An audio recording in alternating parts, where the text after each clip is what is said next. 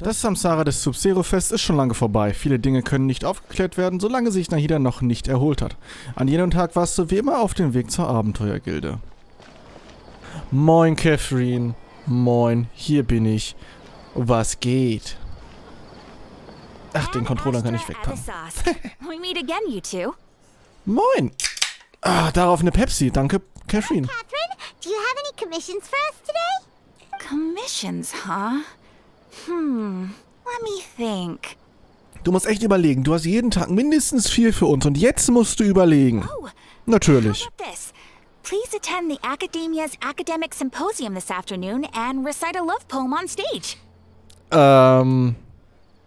Catherine, du weißt, dass wir ein Abenteuer sind und dass die Abenteuergilde ist. Wir sollen also in der Akademie während der Berichterstattung ein Liebesgedicht auf der Bühne vortragen. Wait, say what now? Eben. And if possible, please also use your camera to capture the reaction of the audience upon finishing the poem. Klar, mache ich gerne. Kein Ding. What kind of commission is that? Selbst den Gedanken ist ja peinlich. Ja. Ja, die Reaktion des Publikums wird sehr stark ausfallen. Wir wissen noch nicht, in welche Richtung. Appears that you're not interested in this commission. Nicht ganz. Hast du richtig erfahren. In that case, please go to Port Ormos and convince the Eremites there to spend some time volunteering at the local orphanage. Catherine. Bist du gerade Catherine oder Kusanali? Hey, that's not any better. Wir handeln uns eine Tracht Prügel ein. Sollten Kinder passen ganz und gar nicht zusammen. So ein bisschen so als Rehabilitationsmaßnahme, aber nicht so direkt. Man sollte die vielleicht erstmal so leichtere Aufgaben machen lassen, so wie, weiß ich nicht, Rasenmähen. I'm sure the mercenaries will have some interesting reactions as well. Paimon's gotta ask. Just who exactly has been submitting these commissions to the Adventurers Guild? Niemand, sie denkt sich die gerade aus. The commissioner? Well, actually, I just wanted to see the two of you in action. Ach nee, Nahida hieß sie. Oder Kusanali? Beides eigentlich, ne? Sie ist die niedere Herrin Kusanali, aber sie heißt Nahida. So, du bist doch Nahida, ne? Is it so obvious?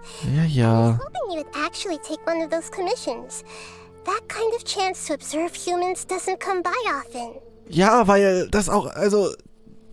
Ja, die Gelegenheit kommt selten, weil man das nicht macht. Ah, so it's Nahida. Paimon just knew Catherine wouldn't crack those kinds of jokes. When did you get into her head? Schon immer, sie wohnt in Catherine. From when she said, Ad Astra Abyssosk? Das ist lustig. Ad Astra Abyssosk und der Rest, zu den Sternen abgründen. Nö, lass das mal. Was? Okay, Ad Astra Abyssosk. Doch, bedeutet das zu den Sternen abgründen. Abyss, ne? Und Astra, Sterne, Astra, Abyss, Abgründe. So Dingern we've bin been ich you gut. this whole time? Latein? Ist das Latein? Keine Ahnung. Are you done resting up, Nahida?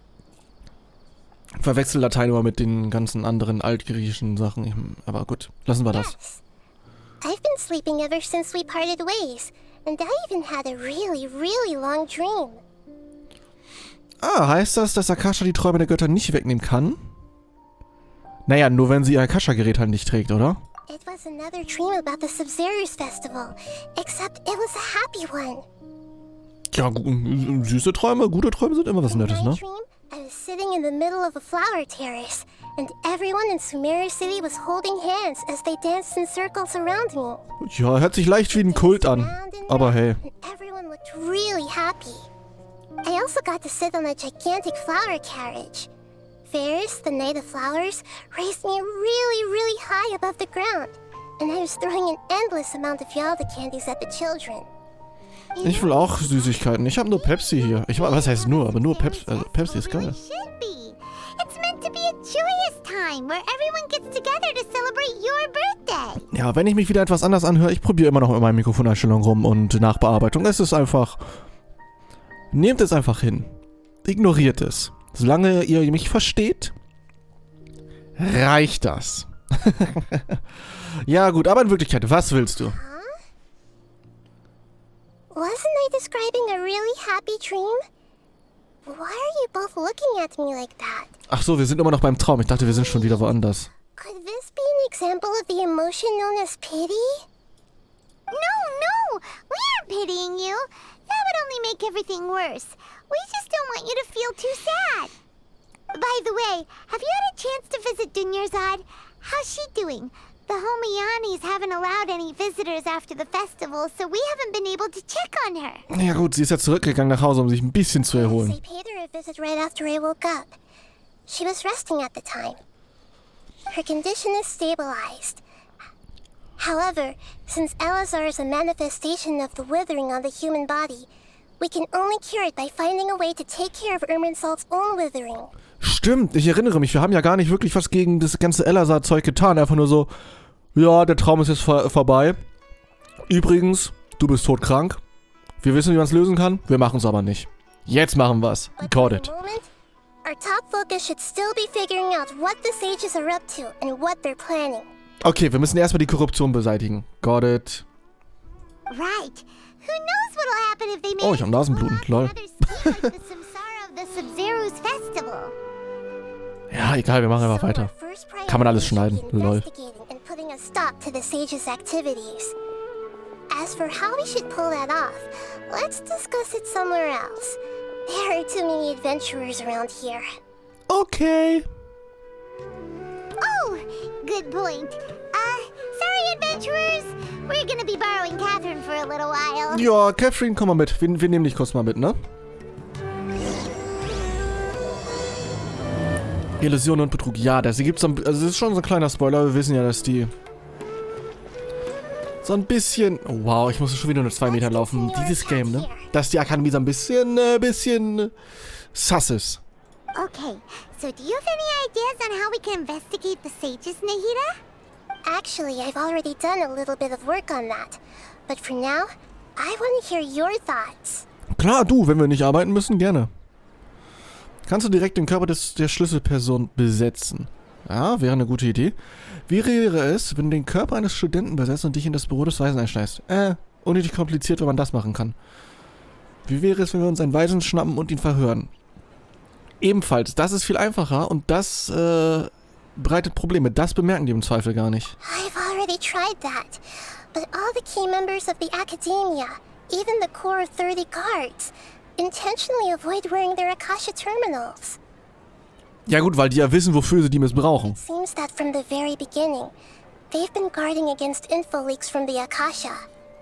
Of course, it could also be because they're wary of me. Weiß ich gar nicht, weil du ja noch nie wirklich mit was interagiert hast. You already caught the sage's attention? Ja, eben. I'm guessing not yet. But distrusting me would make perfect sense if they've ever paid attention to the urban legends about me. Ja gut, Vorsichtsmaßnahmen sind ja nicht schlimm, ne? In any case, I probably can't take over their minds directly. Okay. Studenten, cool. Aber ich würde gerne einfach einen Weisen schnappen und die verhören. Einfach aufs Maul geben. We're in the dark as of now. Since we still don't know anything about their goals, any rash move could tip them off and lead to terrible consequences. Ja, ich weiß, aber das wäre lustiger. After all, Wenn wir ihn nicht überleben lassen, dann merkt doch niemand was. is one of their hostages. Ja, dann besetzen wir einen No Studenten. way, that's too risky. Ja, sag ich ja. You mean it'd be too easy to get caught? No, it's not that. We shouldn't involve innocent students in this. A single mistake could completely ruin their lives. Dann werden wir selber Studenten. Doing that would be ignoring the safety of my people for my own selfish goals. How is that any different from what the sages are doing? Wir tun es, um die aufzuhalten, I guess. That's a good point. Spoken like the god of Sumeru. Ich meine, manchmal kann man halt Sachen nur mit equally schlechten Sachen bekämpfen, um die schlechten Sachen halt, damit die aufhören. You know? Das ist so ein nettes Paradoxon, gibt's ja auch bei dem ganzen Thema Toleranz, mit dem Toleranzparadoxon. Wenn du tolerant den Leuten gegenüber bist, die deine Toleranz quasi einschränken oder abschaffen wollen, dann darfst du sie nicht tolerant sein. Um die Toleranz selber zu wahren.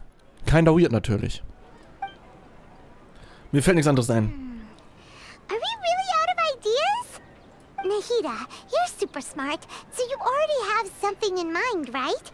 Don't keep us in suspense. Ich wollte gerade sagen, also, sie hat ja gesagt, sie hat schon ein bisschen nachgedacht. Also, was hast du? According to a popular theory from the Vahumana Darshan of the Academia, rejecting impractical motions at the beginning of a planning session will give more weight to the actual proposal. Ja, bitte auf Deutsch nochmal, bitte. Okay, but aren't you the god of wisdom?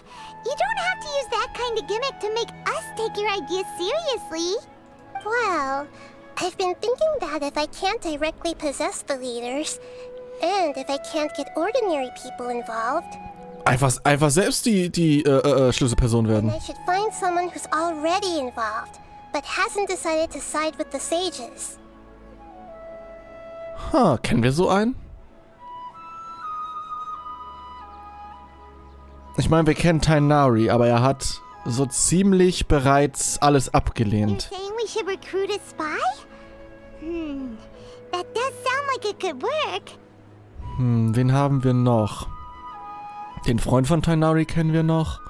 Aber das war's auch. Coming back, we met someone. Oh, stimmt. Alheitham. Alone, and he likes doing stuff behind the Academia's back. They probably aren't in cahoots. Ja, ich meine, er arbeitet für Akademie. Aber er ist immer so ein bisschen gegen die Akademie. Und er hat auch die Wissenskonserve geklaut. Actually, I already have someone in mind. Do you still remember that female scholar named Sataria? Sataria. Paimon remembers now. Isn't she the one who's always trailing behind the Grand Sage of the Academia? Ja, kenne ich die? Schon wieder We vergessen. ran into her basically every time the Sub-Zero's festival repeated itself. You could even say we're old Ach, enemies by now. die stand da mit auf der Bühne dann, ja. Paimon still remembers the smug and mean way she always spoke to Nilu. Ja, genau, die war das. I've always liked observing all kinds of people, and Sataria has always stood out from the crowd. She was born in the desert and was hailed as their greatest genius. Her academic gifts allowed her special admission into the Academia, and also gave her the opportunity to serve as the sage's assistant. Also ist sie wohl nicht durch Korruption aufgestiegen wie der Rest, sondern tatsächlich einfach nur, weil sie gut war in dem, was sie getan hat. Hört man selten. Didn't know she was from the desert. She must be pretty special then. Paimon feels like most of the desert dwellers around the city are working as mercenaries. Ja, gute Vorurteile, Paimon. Hast du gut The name gemacht. Sataria means star. When she lived in the desert, she shone like the brightest star in the night sky.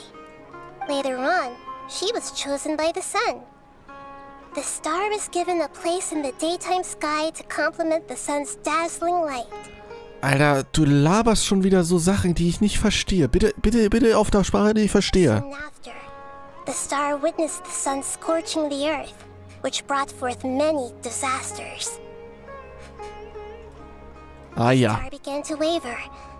Instead of staying beside such a sun, wouldn't it be better to return and light up part of the night sky? Okay, sie ist irgendwie ein Stern, der dann zum Tag wurde und dann...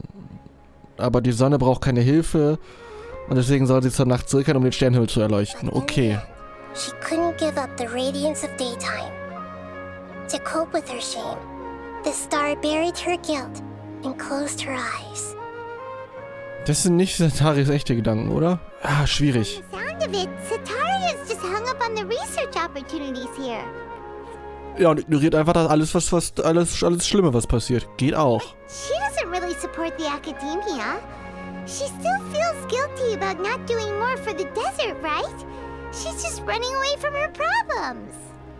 Mache ich auch immer. Funktioniert immer gut. Einfach den Gefühlen wegrennen. Den Schuldgefühlen. When they are presented with complex moral issues, many people will simply plug their ears and go with the flow until the problem can't be fixed anymore. Beschreibe die deutsche Regierung der letzten 16 Jahre, ohne die deutsche Regierung zu beschreiben. She's suppressing a lot of guilt, but before she realized it, she had already become the sage's accomplice. Eine sehr gute Kandidatin, ja, aber was sollen wir dann machen? Right. We must somehow make her face her problems again. Ach ja, stimmt, wir übernehmen sie ja nicht einfach, wir müssen sie ja nicht überweisen. Überreden. But she can also use it as an opportunity to redeem herself. From my past observations, Sataria will take a day off from the academia every 10 days to do some shopping in the city. Ja, das würde hier ja schon gar nicht funktionieren. Da ist es auf einmal ein Sonntag und dann hat sie Pech gehabt, oder? Geht das überhaupt? Alle 10 Tage, das heißt 7, 4, 7, 4. Ja doch, irgendwann kommst du an dem Sonntag raus. Tomorrow afternoon just happens to be a shopping day for her. That'll be our chance. To prepare, let's go check out some of her favorite spots and have a quick chat with a few of the vendors there. Okay. Also sprechen wir jetzt mit den Händlern, bevor wir mit ihr sprechen, damit wir ein paar Informationen haben. Got it. This should be Sataria's favorite fortune-telling spot. Ja, mit Wahrsagen komme ich... Also nee, ist nicht meine Welt. So should we ask the fortune teller about Sataria? Ja und nein. Das wäre ein bisschen auffällig. No, I already have enough information on Sataria. The most important thing now is for you to pay attention to the vendor's talking style and key characteristics. Okay, aber warum? Talking style and key characteristics? My poor lost lambs. Have you become troubled over your fates? Ja, auf jeden Fall. The divine voice of wisdom often echoes between mine ears. If thou be blessed today by the gods, I may be able to show you the way. Ja, du klaust einfach nur Leuten Geld. Sag's doch einfach so. Really? Nahida, you've been whispering things to her? Shh. My friend here has some doubts regarding his future. Can we get a fortune reading for him? Oh, auf einmal die Catherine-Stimme. Hat mich verwirrt. Of course, of course. In that case...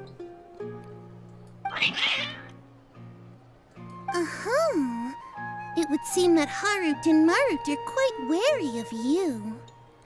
Perhaps, at some time in the past, you have somehow offended the gods. Wir haben, glaube ich, jeden Gott schon mal ein bisschen genervt. Gerade den Shogun so ein bisschen. Mit Venti sind wir eigentlich gute Freunde. Mit Zhongli auch. Mit Ei ja jetzt auch. Aber ich glaube... Ja, mit Zhongli hatten wir ja nie was zu tun, wirklich. Erst nach dem ganzen Gnosis-Shit und alles, also... Ne? Mit Venti, wir hatten von Anfang an relativ viel mit ihm zu tun. Wir haben ihn auch so ein bisschen genervt, ganz am Anfang des Spiels, wo wir Dvalin vertrieben haben, aus Versehen. Wo Venti ihm ja helfen wollte. Aber sonst haben wir ja auch zusammengearbeitet, also... Nö, denke ich nicht.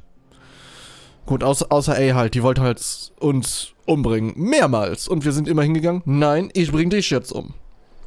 Only mocking the god of Animo, questioning the lord of Geo's financial savviness, and brawling with the god of Electro. Do those count? Achso, ja gut, die Dinge haben wir natürlich auch gemacht. Nothing. Go on, pick an aspect for her to divine. Mein Liebesleben, ja. Love prospects? No problem at all. The gods have spoken. That one Natürlich. to cross your path will appear on... Huh? So many people will fall for you.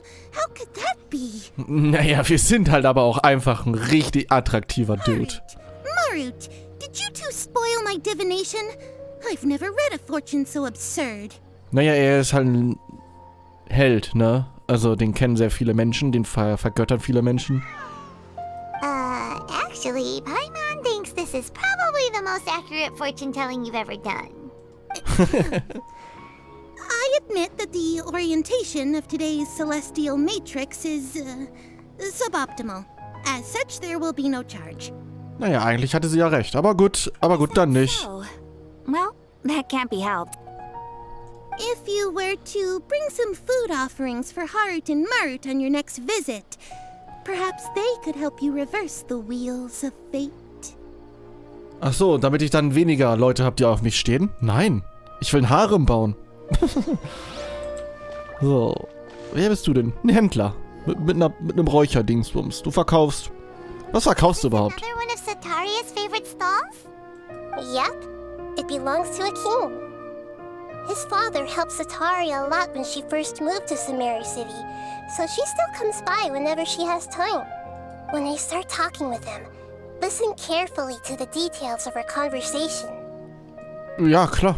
Mach ich. Immer doch. Ah, dear customers, would you like to look at some pottery? Keramikprodukte. We caught wind of your great craftsmanship, so we specifically came to take a look. Oh, I recognize you. Aren't you Miss Catherine from the Adventurers Guild? Sounds like I'm in for some big business. Ja, ich glaube, sie wird nichts kaufen. Ich glaube, Catherine hat selber kein Geld, da sie ja eh nur eine Puppe ist, wie wir rausgefunden haben. Speaking of, where did you learn this trade? I suppose you could say it all started with my dad. He's a mason by trade, but I picked up an interest in clay while apprenticing for him.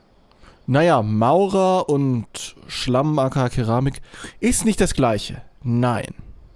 Aber ich kann verstehen, wie man von dem einen zu dem anderen kommt. After that, I began making pottery by myself in secret. And I simply changed trades when my works turned out well. Although it's a pity that I'm no longer making much use of the knowledge provided to me by the Akasha.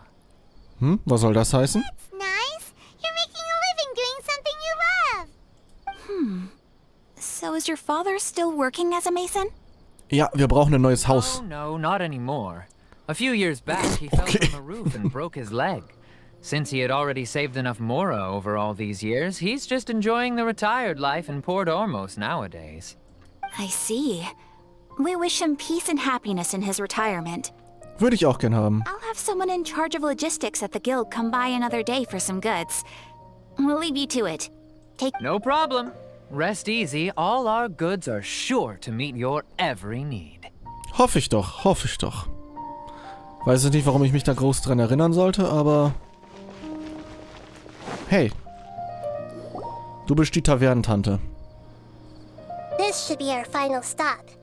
Sataria is always thinking of this restaurant when she's working at the academia, so she always comes by whenever she's out in the city. Nahida. Würde ich aber auch. Sieht gut aus. Thought of everything. It's my duty to protect Sumeru's citizens, after all. Meinte Catherine wird irgendwann ein spielbarer Charakter sein? Hi there. I feel like I've seen you down by the docks before. Huh? Sorry, I don't quite remember. Kishan, Kellnerin der Taverne. If I recall, you were having a discussion with someone about shipbuilding at the time. Ah, that's right. I've always been really interested in feats of marine engineering. Okay. Ich meine, warum nicht? Du hast doch die Akasha. Frag die Akasha doch alles. After all, I grew up in Liyue Harbor and spent my entire childhood staring at the ships going in and out of the port. I came to Sumeru to study, but failed to make it into the academia due to my lack of talent. Ja, das ist natürlich doof. But I'm still discussing all kinds of problems with different scholars. And I'm continuing to study and perform research from the restaurant's basement. I'm sure I'll get into the academia after their next round of exams. Dann tu das. Dann wirst du einfach eine Schiffbauerin oder so. Amazing. Sure, but you'll find hardworking people wherever you go. Naja, außer in Mondstadt. Da arbeitet niemand wirklich. So this Ja, restaurant doch, has a viele, basement as aber... well? Huh. First I've heard of it. Ja, dürfen wir da mal rein? That's right. It's not usually open to patrons. Most of the time, employees use it for breaks or to hold private events. I see. Guess that makes sense. Well, good luck with your studies, Miss Chishan. Dann lass uns mal in den Keller einbrechen. Thank you so much. As long as I can make it into the academia as an official student, I'll be happy. So, dann sprechen wir doch nochmal mit Nahida, was wir so rausgefindelt haben. So, was that everybody? Mm-hmm. 3 familiar faces should be enough for Sataria. What's the point of all the information we've collected? Nahida, you still haven't told us how you're planning to make Sataria face her problems. Wollte ich auch gerade sagen. Außer du willst natürlich in die Körper, also die Leute da besetzen, die 3 Leute, um dann quasi als vertraute Person sozusagen, ey, Satari, Tighnari meine ich. Wie wär's, wenn du nicht das und das machst? Zetaria is already used to avoiding her problems, so we must find a way to break through her usual sensibilities. I remember that you mentioned that the Eremites in Port Ormos are all making a fuss about the upcoming resurrection of the Scarlet King. Although it's all just a boatload of nonsense, the faith of her homeland may turn out to be Cetaria's soft spot. Dann könnten wir das mehr aufbringen, vielleicht. Paimon gets it now. You want to take advantage of the guilt Cetaria feels about her homeland. Although she knows she should return home to help the people of the desert, all she's done is conspire with the sages. Wenn wir sie im Namen des Königs Deschred bezichtigen. Nee, wenn wir ihr im Namen des Königs Deschred Anforderungen stellen, ja, das vielleicht. So, how do we set that up? Well, the Scarlet King is long gone, and Cetaria is also too smart to fall for any simple tricks. Ja, also brauchen wir doch noch diese doofe Wissenskonserve. Ich will wissen, was mit der ist. If we simply engaged her under the guise of the Scarlet King's believers, she would definitely be weary of us, and we may not get anywhere. But if we were to borrow some of her close acquaintances to talk with her, her reaction would probably be very different. Ja, das meinte ich eben. So, you mean you're going to possess those people we just talked to? Yep. Possess them through the Akasha. Imply that they've already converted to the faith of the Scarlet King. And then convey our made-up will of the Scarlet King. Ja, ich sehe, wie das funktionieren kann, aber hey, ich lass mich überraschen. Smoothly, we'll get through to Cetaria for sure. She'll never guess that we had anything to do with it. Ja, es ist zumindest schwer, jetzt die Verbindung zu uns zu ziehen, ne? Dadurch. We're going to use all the info we collected on these people. It's so that you won't slip up and break form. Possessing them will only work if you can manage to pass off as them. Ja gut, je nachdem wie oft Tighnari mit denen natürlich interagiert, ist das, also die Spezies, die wir jetzt gelernt haben, nicht ausreichend. Exactly.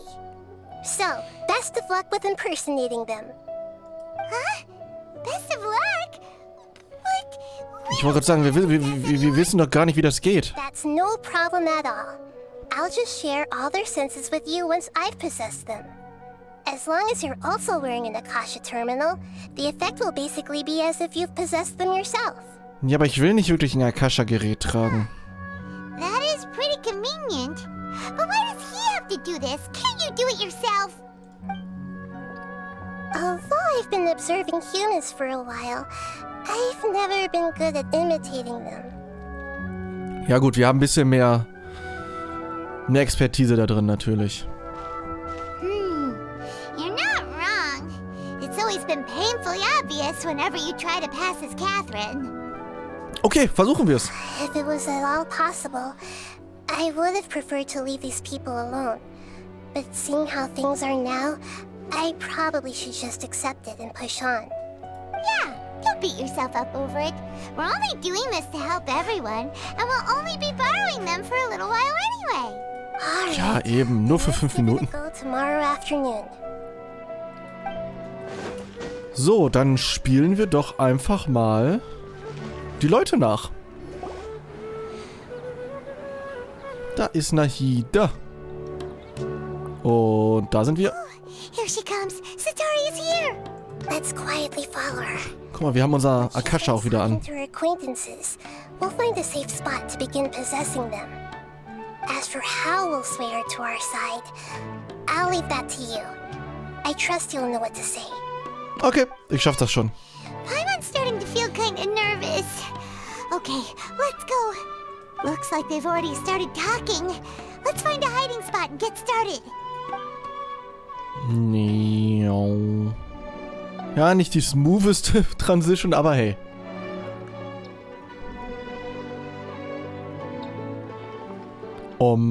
Ich bin Catherine, ich kann krasse Sachen machen.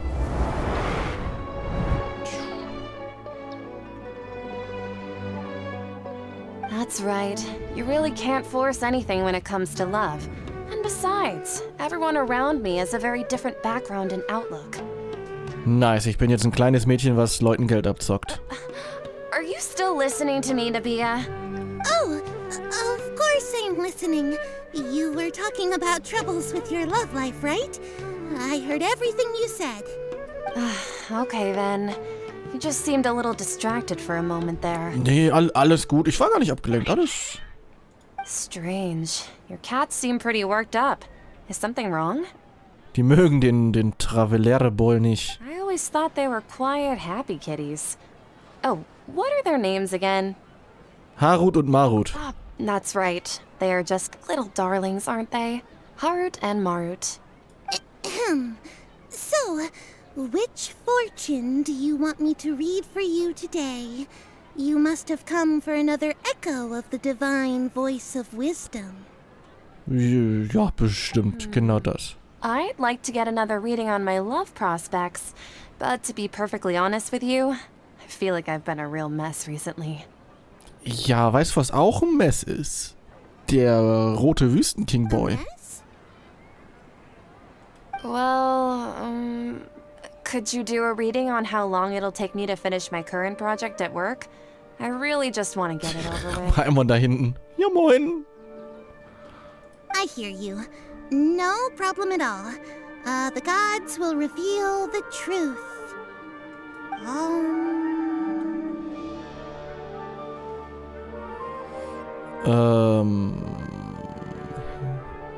Hehehe, ich höre es oder oh, ich höre es. Hehe. The gods are asking.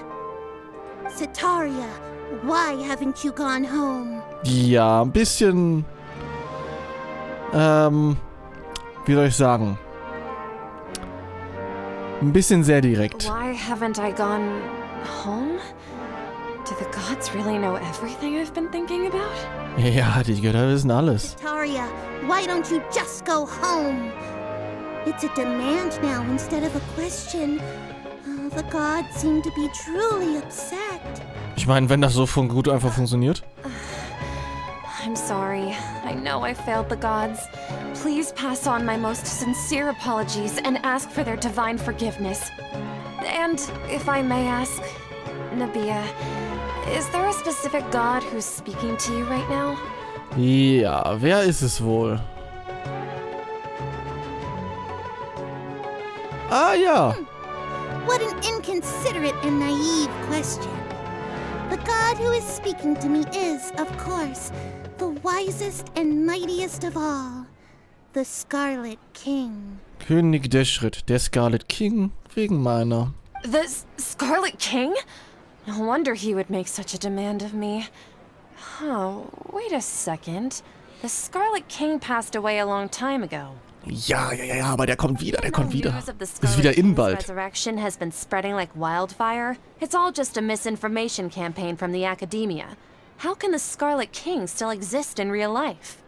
Ah, die Akademie verbreitet also Gerüchte zur Auferstehung des Königs. What Naja. insolence! I am the Scarlet King's most loyal believer. Do you wish to refute his voice of wisdom? Ja, also ich würde es in Frage stellen, aber was Setari macht nicht. As a child of the desert, I am only reveling in his power upon learning that his divine glory has touched even this city. I will think very carefully about his demand of me. I'm sorry, I must go now. Bye. Wait! Warum soll sie warten?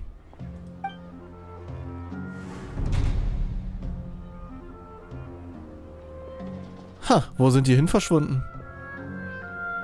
Oh, she just ran off in a hurry. She looked pretty upset too. Und der Traveler schimmelt einfach weiter rum. Well done. Setaria didn't seem to suspect anything amiss. Ich würde doch sagen, sie hat etwas vermutet. Deswegen hat sie ein, zwei Mal nach hinten geguckt, ne? Something she's been trying desperately to avoid show up out of nowhere and berate her? That must have shaken her to the core.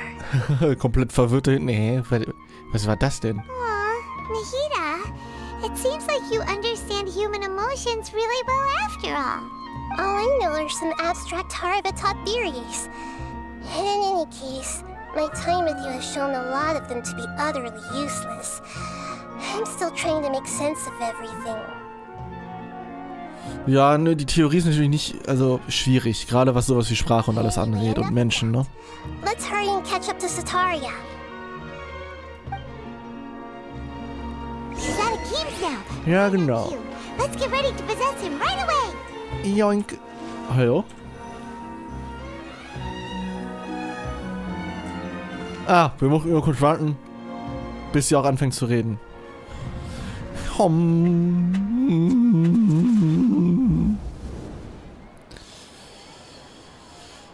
So, okay. It's okay. I just got caught up in something. Okay. Wir sind ein Töpfer. Unser Dad ist Maurer. Unser Dad ist aber auch schon in Rente. Und wir wollen richtig krass Kohle machen. Und wir haben so ein bisschen, ja, Akasha-Probleme anscheinend. Actually, didn't you ask me to help you look for work? What kind of work were you looking for again?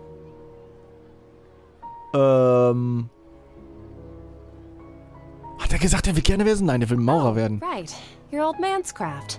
How could I forget? Ja, habe ich gerade ja ihm gesagt. Speaking of, how's he doing? Is he feeling any better? Er kann endlich wieder alleine gehen, weil er hat ja sein Bein gebrochen. Wir sind ja smart. If I could get some more time off, I'd love to pay him a visit. Dann mach das doch. Actually, while we're talking about him, is he still living in Port Ormos? Yeah, he's been retired there for a while. If you could find the time, please write Weißt du, die machen aber auch alles, damit der Wanderer selber nicht sprechen muss, ne? And has begun to spread across Sumeru. Und dann, wenn er mal sprechen darf, dann aus dem Körper von einer Person. Das ist ja...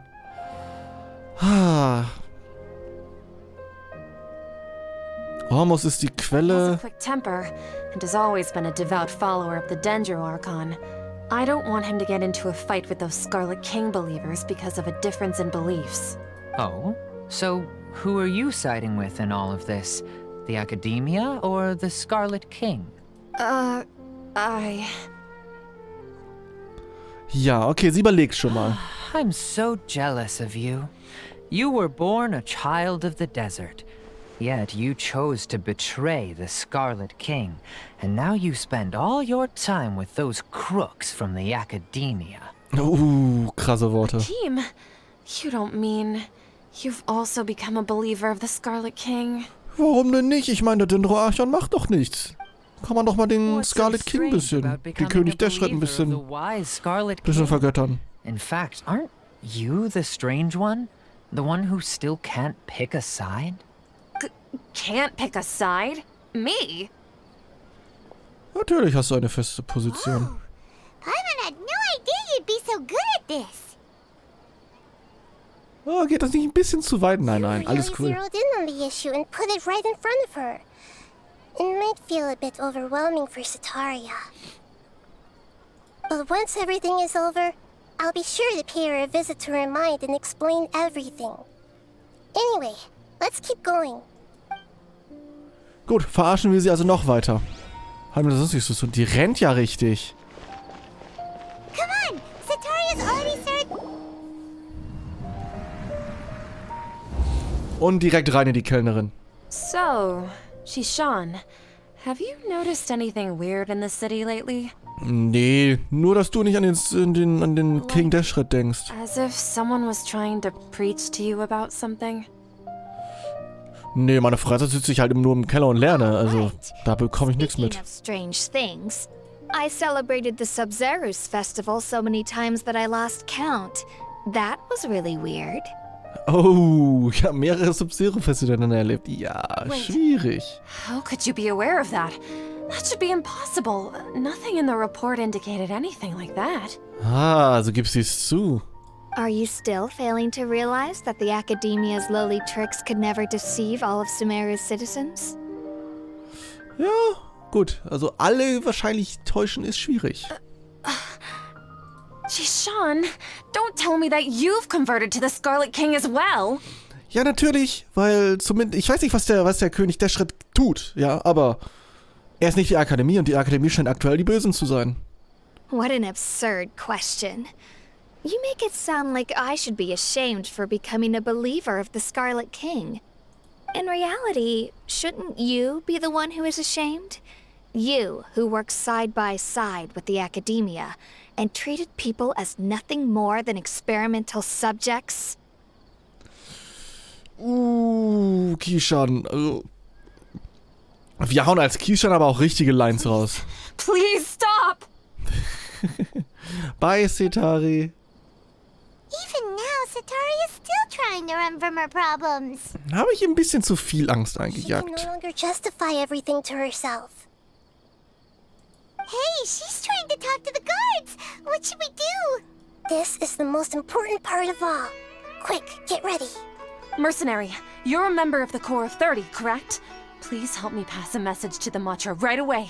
The situation in the city is getting out of control. Ah, die Matra. Das sind die bösen Dudes. Please, try to remain calm, miss. Tell me what's happening in the city. Heretics are infiltrating the city, and they've already converted many residents to their side. Ja, das mag die Matra so gar nicht. Heretics? What kind of heresy are you talking about? The Scarlet King! Many people I know have suddenly started believing in him, but he's long dead. It's impossible. Miss Sataria, nothing is impossible. You know my name? Ich meine, als Vize also, was heißt Vize, aber als The Assistentin? Scarlet King is immortal, and all who defy him will one day pay the price. You must face the truth, Sataria.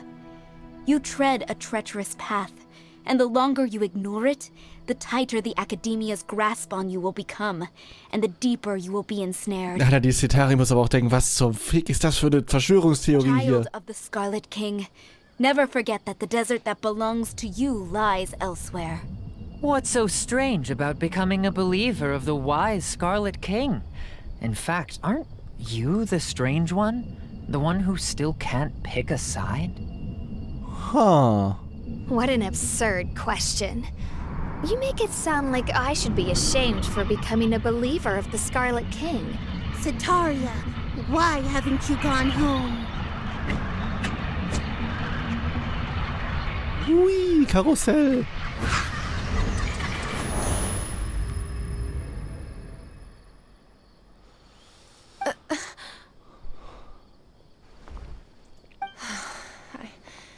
It seems that no matter where I run, I only keep finding more believers of the Scarlet King. I have to say, this is a familiar feeling. Das ist ihr sehr bekannt. I've also Ja. been running from my guilt this whole time.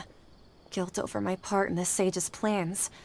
And from ignoring the letters from the children of my homeland. Ach so, sie ignoriert einfach Briefe von Kindern. No matter Wow. how much I may try to ignore or get rid of it, my guilt always comes back. Ja, dann solltest du auf dein Herz hören und nach You Hause won't gehen. necessarily lose your research opportunities by facing the truth. Besides, did you really want to conduct your research while carrying such heavy feelings of guilt? How do you know me so well? Are you truly just a believer of the Scarlet King? Or are you the god himself? Ein bisschen von beidem. Not important. The important thing is to pass judgment on the academia and its sages, and to correct their mistakes.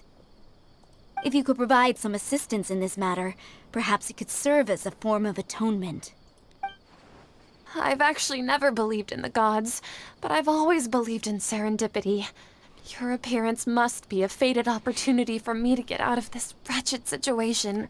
Das verstehe ich nicht in einer Welt wie Teyvat, wo man sagt, eigentlich glaube ich nicht an die Götter, wenn die Götter doch permanent um dich rum sind. Aber gut. Please tell me, what can I do for you?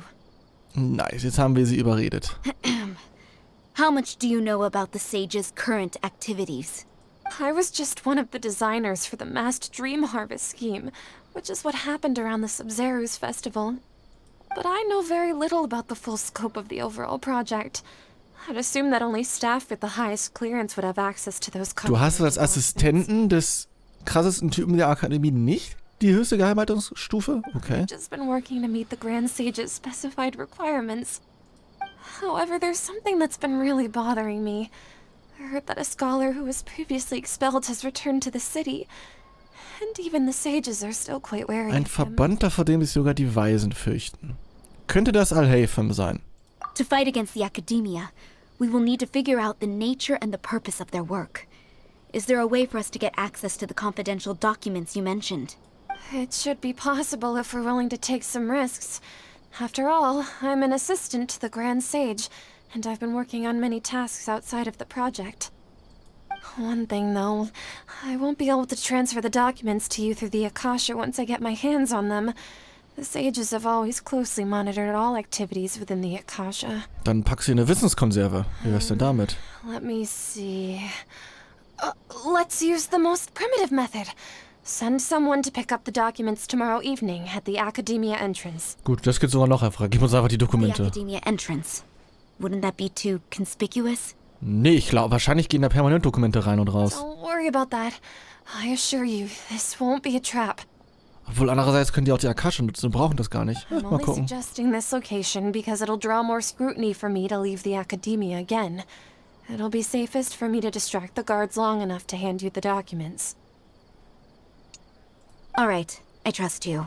So, if I were to successfully complete this task, would it mean I've atoned for my wrongdoings? Nicht ganz, aber es geht schon mal in die richtige That'll Richtung. depend on the judgment of the Dendro Archon. The Dendro Archon. That's right. Her people are the ones we have endangered. As the god of wisdom, she's also the one responsible for judging and guiding the scholars. Yep. Maybe it's time for me to find a god to believe in. Glaub einfach an alle Götter.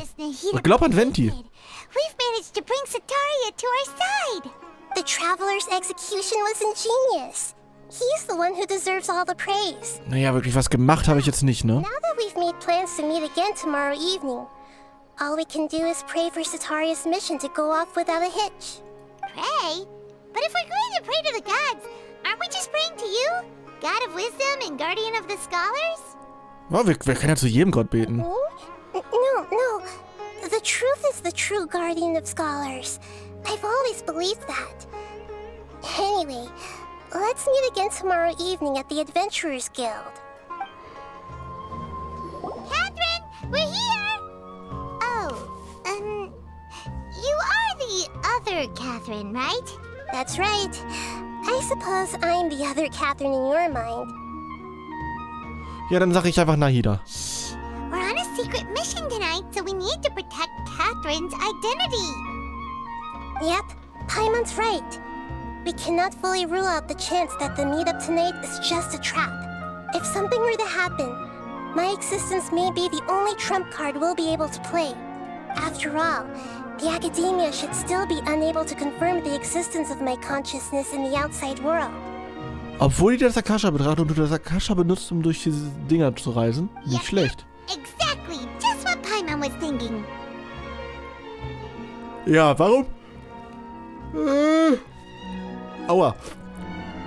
Vielleicht glaube ich nicht, dass Paimon allein auf den Gedanken gekommen ist. Schwierig. Anyway, enough about that. Let's just make sure to be on our guard. Da wir gerade dabei sind, irgendwas stimmt hier nicht. Off? What do you feel is off? Es ist ungewöhnlich still. Stimmt. The middle of the night. Of course it's quiet. You're not getting paranoid, are you? No, I think he's right. It really is a lot quieter than usual. Nein, in der Stadt ist ja immer irgendwas los, If ne? you look around, there seems to be fewer people on the streets. I'm not sure if this is the case for the entire city, though. Huh. Maybe it's just a coincidence. Maybe Sataria figured out a way to not only distract the guards, but also to get everyone to go to sleep early, just so we can exchange the documents in peace. Ja, möglich. I'd figure out why things feel a little off. But now that we're here, let's go ahead and meet her as we planned. Well, regardless, as long as you're here with us, Paimon feels a little safer. Okay. Geht zur Akademie. Ja, die ist so weit weg. Die ist da oben. Da oben irgendwo. Wichtiger Auftrag, du kannst dich jetzt nicht teleportieren? Excuse me? Okay. Huh. There really nicht. aren't many people out right now. Let's hope it'll be this quiet in front of the Academia, and that Sataria managed to distract all the guards. Na gut, da hinten sind. Hier sind relativ viele Leute wieder, ne? Gut, aber das ist ja auch nicht der Teil, der relevant ist.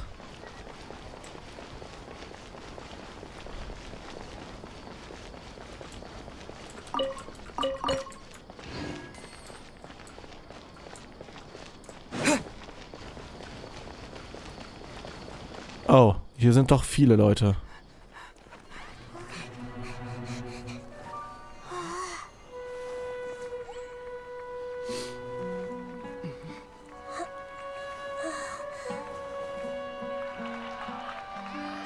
What are all these people doing here at this hour of the night?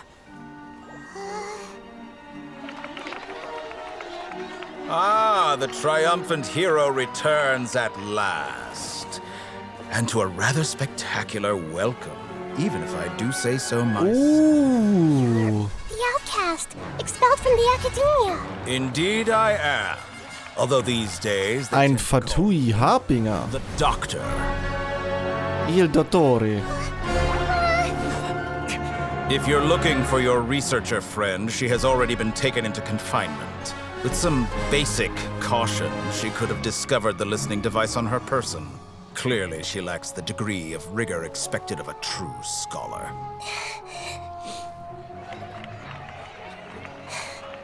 The people of Sumeru City.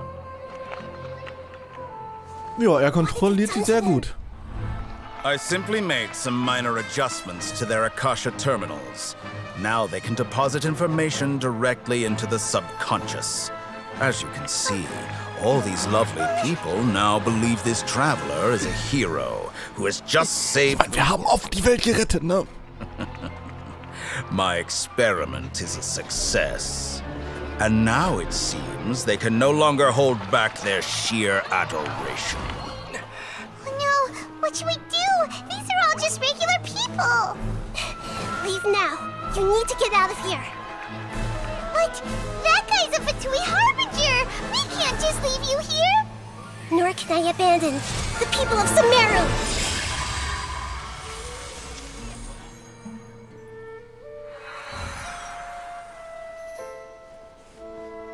Da hat sie ihren Trumpf also doch ausgespielt. Don't worry. We'll meet again outside of the city.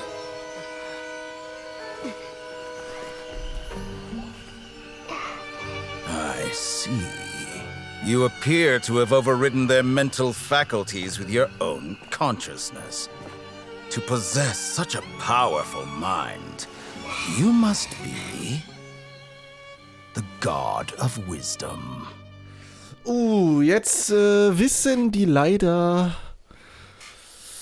was los ist, die Fatui. Aber die Gnosis müssten sie doch eh schon haben, oder nicht?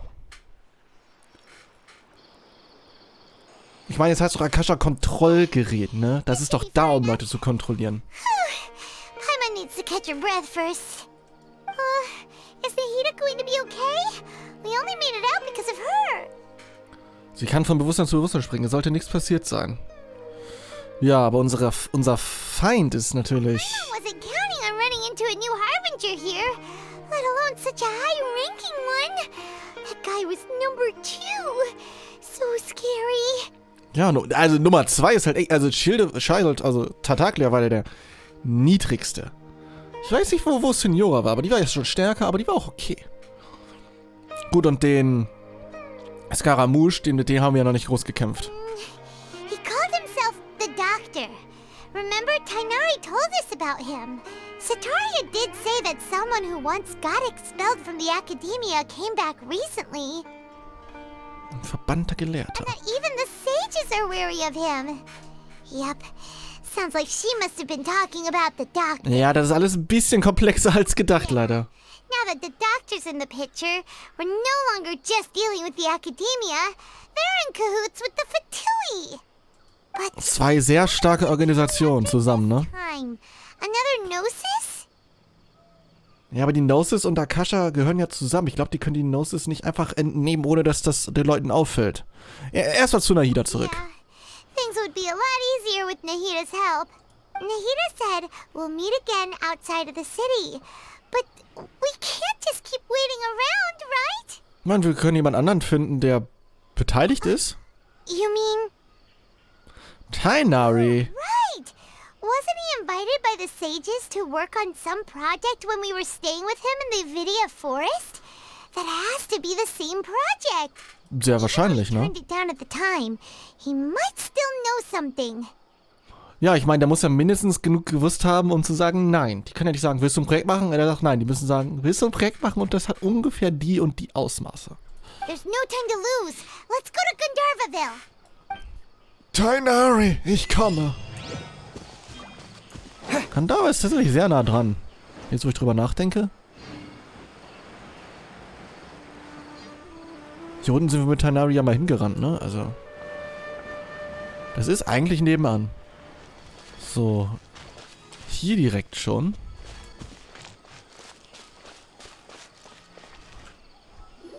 Nicht bei seinem üblichen. Ah.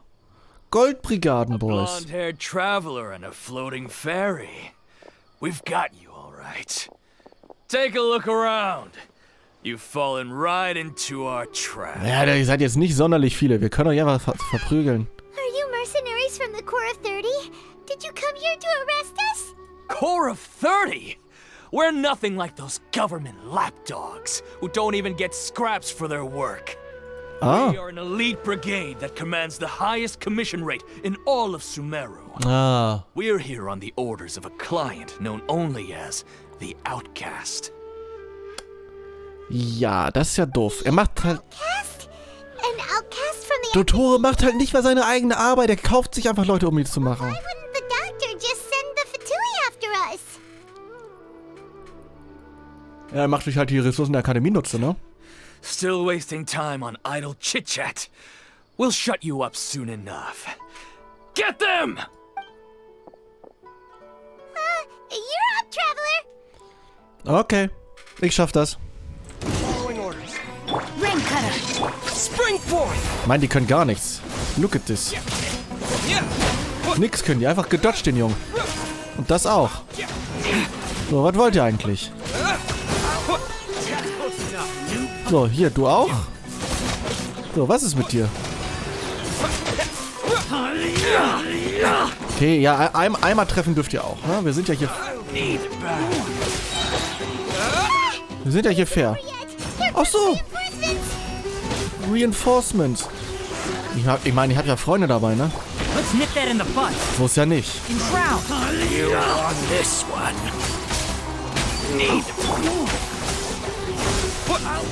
So, nix könnt ihr. That was pretty rough.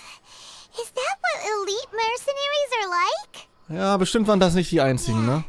Looks like we'll have to keep our guards up. Und viel wichtiger, wir müssen gucken, ob es Tighnari noch gut geht. This doctor guy seems like a pretty tough opponent. He knew exactly where to set up an ambush. Did he predict that we would try to find Tighnari? Möglich. Going up against smart people is tough. Anyway, let's keep going. Ich wollte gerade sagen, ich glaube, das ist der erste wirklich intelligente Gegner, den wir hatten. Ich meine, Signora und Tartaglia sind nicht dumm. Ne, ganz im Gegenteil, aber sie sind jetzt auch keine ehemaligen Gelehrten. So, das ist aber der Goldbrigade, ja, das ist ein guter. Ein paar Gelehrte, ja, das ist ja alles okay. So, aber wo ist Tighnari? Hier ist Tighnari noch nicht. Da ist Collei. Hallo, Collei. Oh, it's the traveler in Paimon.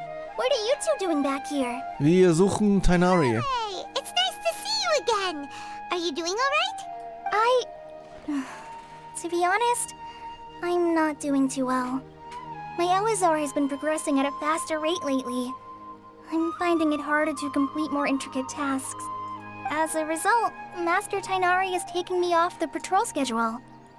He will only allow me to stay here and coordinate other people's tasks. Ich meine, das ist doch trotzdem wenigstens etwas, ne? Collei? Wir müssen Irminsul heilen, dann passt das wieder. Tighnari, did he go off on patrol? We're here to talk to him. Oh, Master Tighnari? He just left the Avidia forest a little while ago. He was headed to Party's DI. Was macht er denn da hinten? He left? What? Isn't Tighnari always saying that he never wants to leave the Avidia forest? He even turned down the sage's invitation. I thought it was weird too.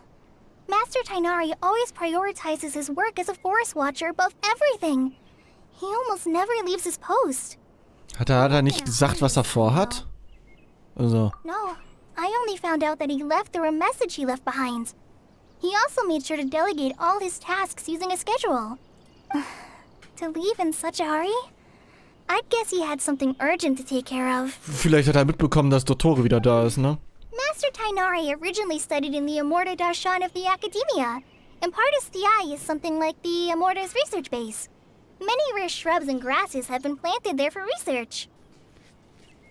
Das ist, wenn ich mich erinnere, dieses Gewächs, wo wir auch den Roboter abgeliefert I haben. know that before he became a forest watcher, Master Tighnari once spent a long time conducting research at Party Stiai.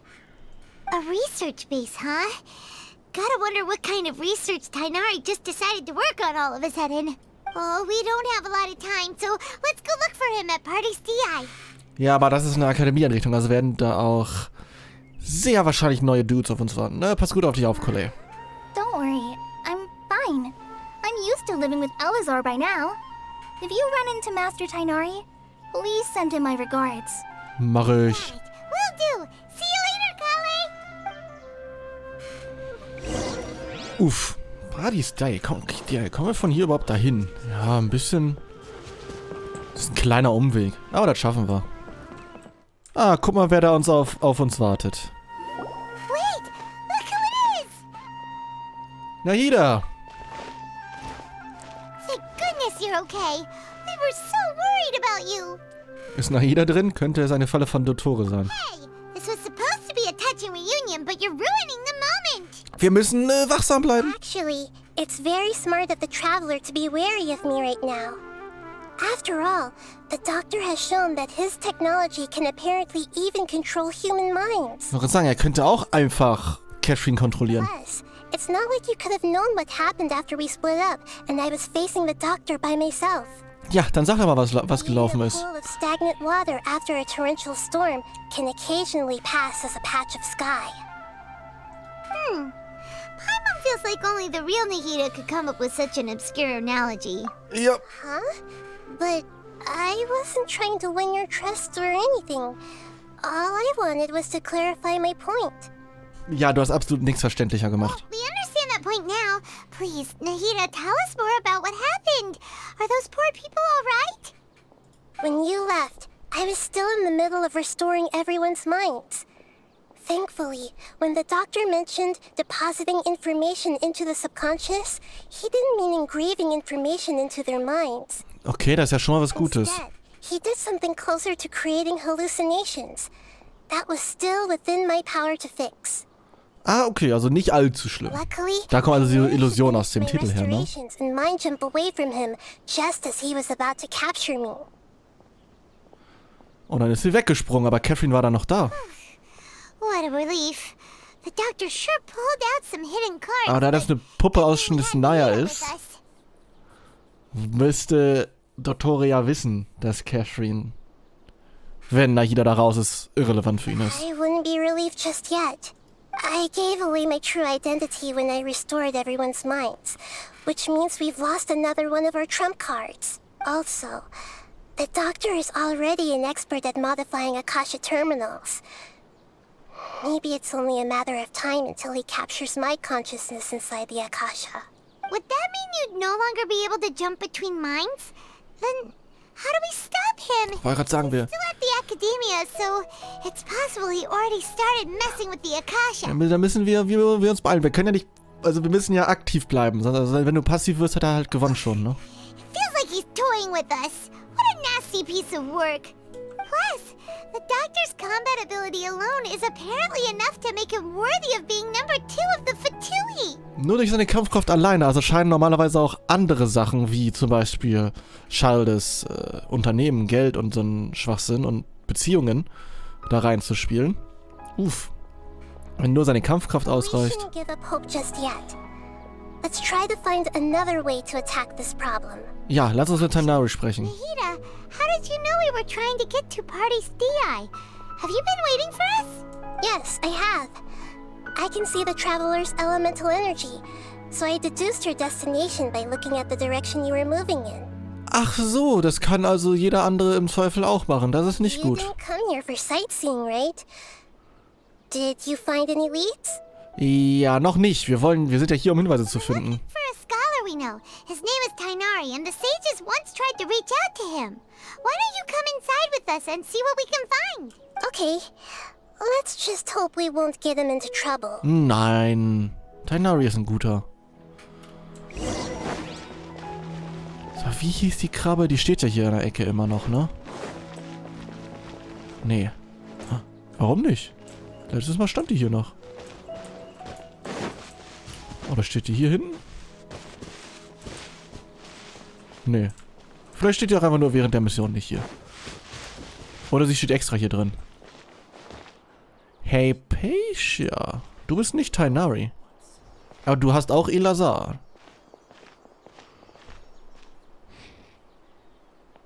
Traveler? It is you! Ah, the voice! It's Hypatia! Lange nicht gesehen, dich habe ich hier nicht erwartet. What a pleasant surprise! It's so nice to see the two of you again. Sieht komplett anders aus. Who's this? Ach nee, hey, Pacia war ja nicht Dynjasat. Ach ja. The scholar we met in the Avidia Forest. When we last saw each other, she was still training Ja, ja. in the... Die in der Höhle. What's it called? Satyavada life? Oh, I see. That's right, we're old friends. You've come at just the right time. Ever since I've come here, hardly anyone has even talked to me. Hypatia, you're way too excited about this. Actually, for you to leave the Avidia Forest means... you're not in training anymore? Wait, no. Did you already finish your training and reach Paripurna life? Ja, ja, Paripurna, ist klar. What do you think? Ja? My consciousness has already managed to make contact with the divine. Ah ja, Nahida, hast du mit der Kontakt aufgenommen? You did it? Congratulations! Das ist nett. Ich glaube, die sind nicht, also die verbindet sich nicht mit Nahida, sondern mit irgendwem anders. Wahrscheinlich mit irgendwas von den Fatui oder von der Akademie.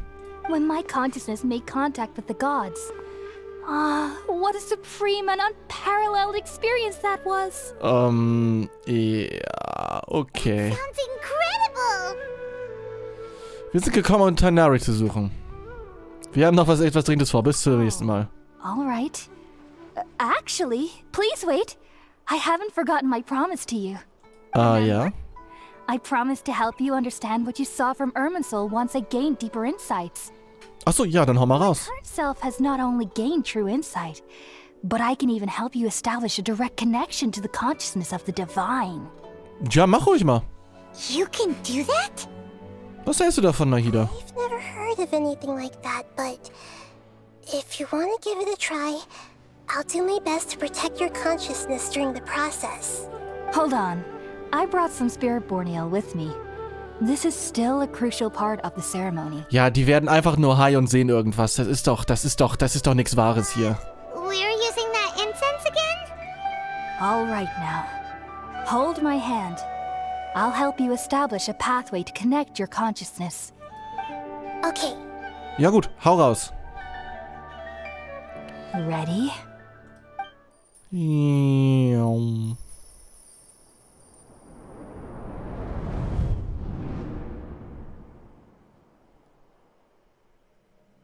It took 3 betrayals for me to finally understand.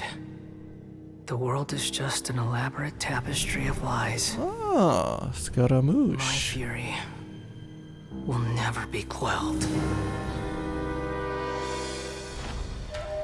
The first to betray me was a god. My creator. My mother. Valuing strength above all, she saw no worth in me and I was discarded. The second was a human. My family. My friend. Consumed by fear, he saw me as an abomination.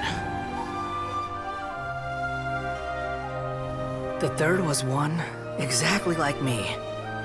A hope for the future. A fledgling barely out of the nest. Oh, der sieht so süß aus. Der nicht, aber... Mortality.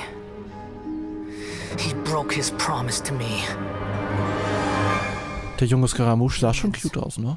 They can't be trusted. And the gods fill me with pure loathing. So I said good riddance. Er sagt, Menschen kann man nicht vertrauen und... I denounced the world and laugh in its face. Egal, gleich. My chest will never again be defiled by worldly filth. I will scrub away every last trace of human emotion.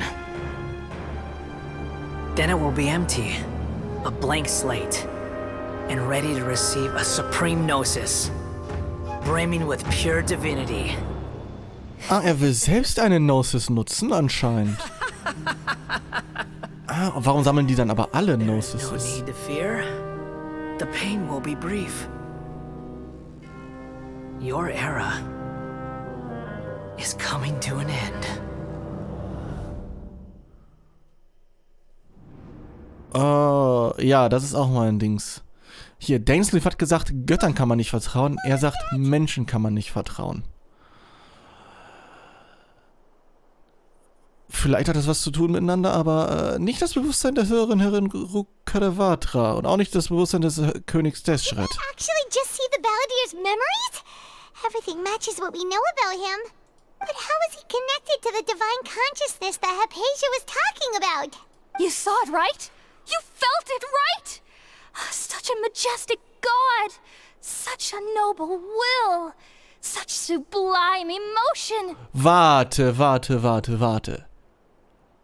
Hat Scaramouche Zugriff auf die Dendro-Gnosis? Alas, shame. Dann würde es Sinn machen.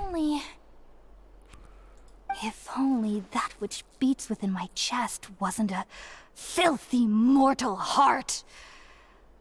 Oh, great and merciful God, please grant me forgiveness and salvation. Do you understand now? I'm afraid this is no Puripurna life, but rather... Hey, wach wieder auf, Hypatia. You, why are you so mean to me? Why is everyone hiding from me?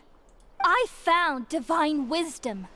Shouldn't I receive praise and honor? Haven't I uncovered that light in the darkness? Wen guckst du an, Hypatia? Yeah. That's how I always thought everything should be. Wait, have I already lost my mind? Ich glaube nicht. Aber du hast einfach nur den falschen Gott angesprochen. Das heißt den falschen, aber nicht den du wolltest. So, sagen wir es so. Wait, something isn't right.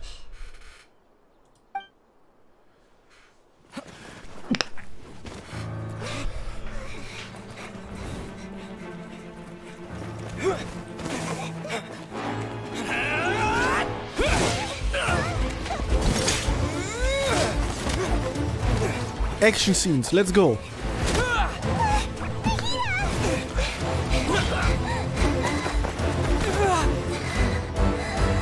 Tighnari zur Hilfe. Oder auch nicht Tighnari zur Hilfe?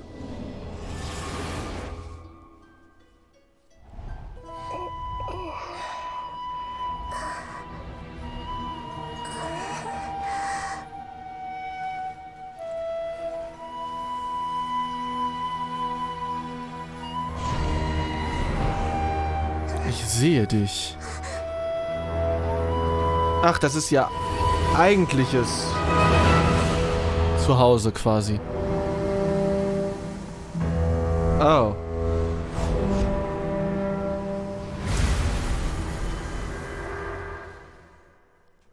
What the actual fuck? Bitte was?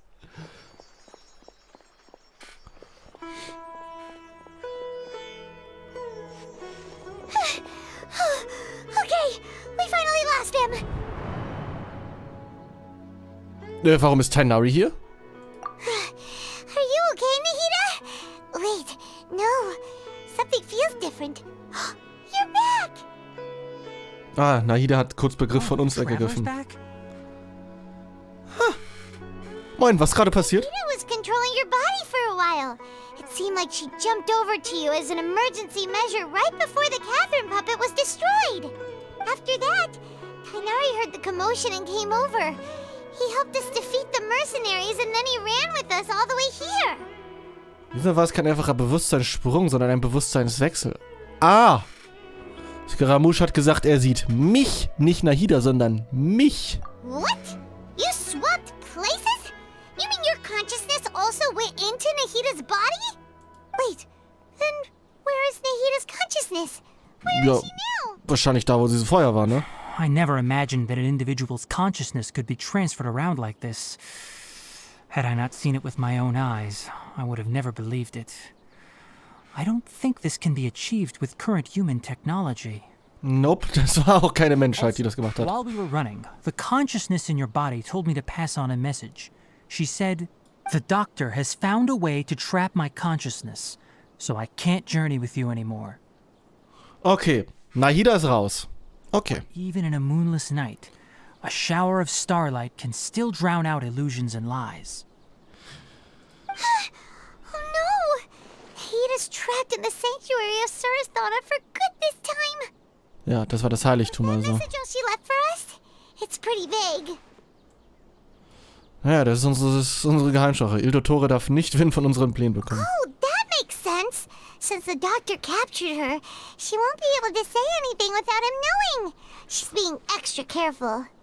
Even in a moonless night, a shower of starlight can still drown out illusions and lies.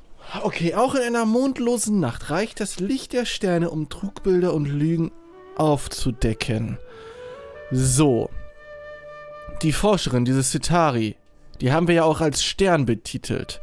Also sollen wir uns mit der rumschlagen oder generell mit den Wüstenbewohnern, würde ich jetzt denken. Paimon knows the moon illusions and lies are from the alchemical divination at the Sumeru's festival. Didn't Nahida use a starlight analogy before? It had something to do with Sataria. Ja, mit Mond meinte sie sich selbst, mit Licht und Sterne meinte sie die Wüstenbewohner, mit Trugbilder und Lügen meinte sie die Pläne der Akademie. Oh, that makes a lot of sense. Huh. Do you think Nahida was telling us to go find help in the desert? Das würde ich erstmal so schätzen. She isn't with us anymore. Think we'll be okay? Ja, wir können ja Tighnari mitnehmen. You said Sanctuary of Sumeru.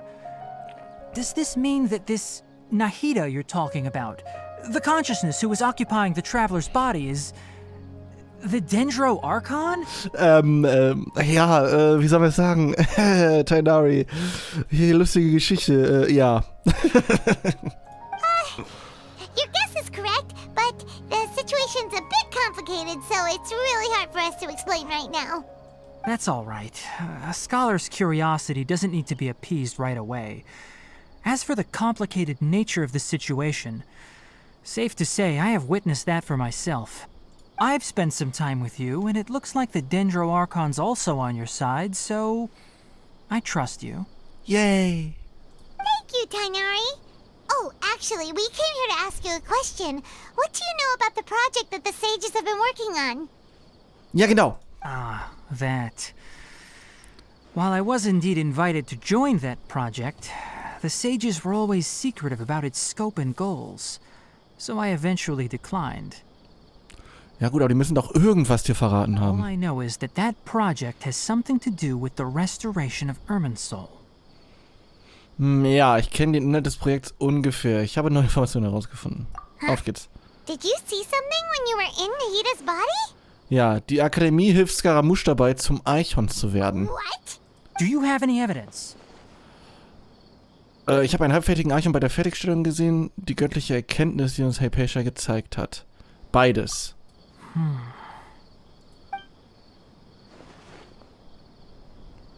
Also das ist aber eine Lore-Bomb-Drop hier, ey. That's what happened. That explains why Hypatia's symptoms were different from those of the other scholars who went mad. It's because she made contact with the consciousness of a new god who is still in the process of being born. Tighnari, did you leave the Avidia Forest because of Hypatia? Wahrscheinlich, ne? I did. I noticed Hypatia's mental anomalies, But since her symptoms were rather atypical, I secretly took her to Party's DI and began searching for a way to return her to her normal self. If I didn't take action, Hypatia would have already been taken by the Matra to the desert, doomed to a life of exile at Aru Village. Ja, dann lass uns mal, also, warte. Alles, was der Akademie nicht gefällt, schicken sie in die Wüste. Lass uns zur fucking Wüste gehen. Now that you mention it, I knew the Academia has never thought particularly highly of Lesser Lord Kusanali, but I still didn't expect them to do something as arrogant as creating a new god. Looks like I made the right decision by not accepting their invitation. Ja, also die Weisen, die werden safe von den Fatui angetrieben. And the Balladeer. We have 2 Fatui harbingers in Sumeru. Sounds like we're in for a bad time. From your description, I don't think they've completed their project. There may still be room for us to intervene. Ich glaube, wir werden sie aber nicht aufhalten können. Wir werden sie nur verlangsamen können und im nächsten Gebiet wird es einfach weitergehen, to be honest. What is the connection between creating a new god and restoring Irminsul? Naja, Irminsul ist ja so ein bisschen das Ding von der Rukkhadevatra gewesen. So, Kusanali hat aber nicht die Kraft, da irgendwas mit zu tun. Also stellen sie sich einen eigenen Gott, der das kann. Und, keine Ahnung. Yeah, it feels like we're still nowhere close to figuring out the sage's goals. Ja, ich meine, lasst uns in die Wüste gehen.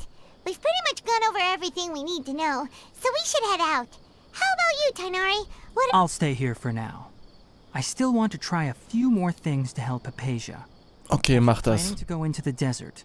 Start by heading for Caravan Rabat. That'll be your fastest route. Come find me here if there's anything else I can do to help. May the spirit of wisdom go with you. Thanks, Tighnari. Hopefully Hypatia will feel better soon.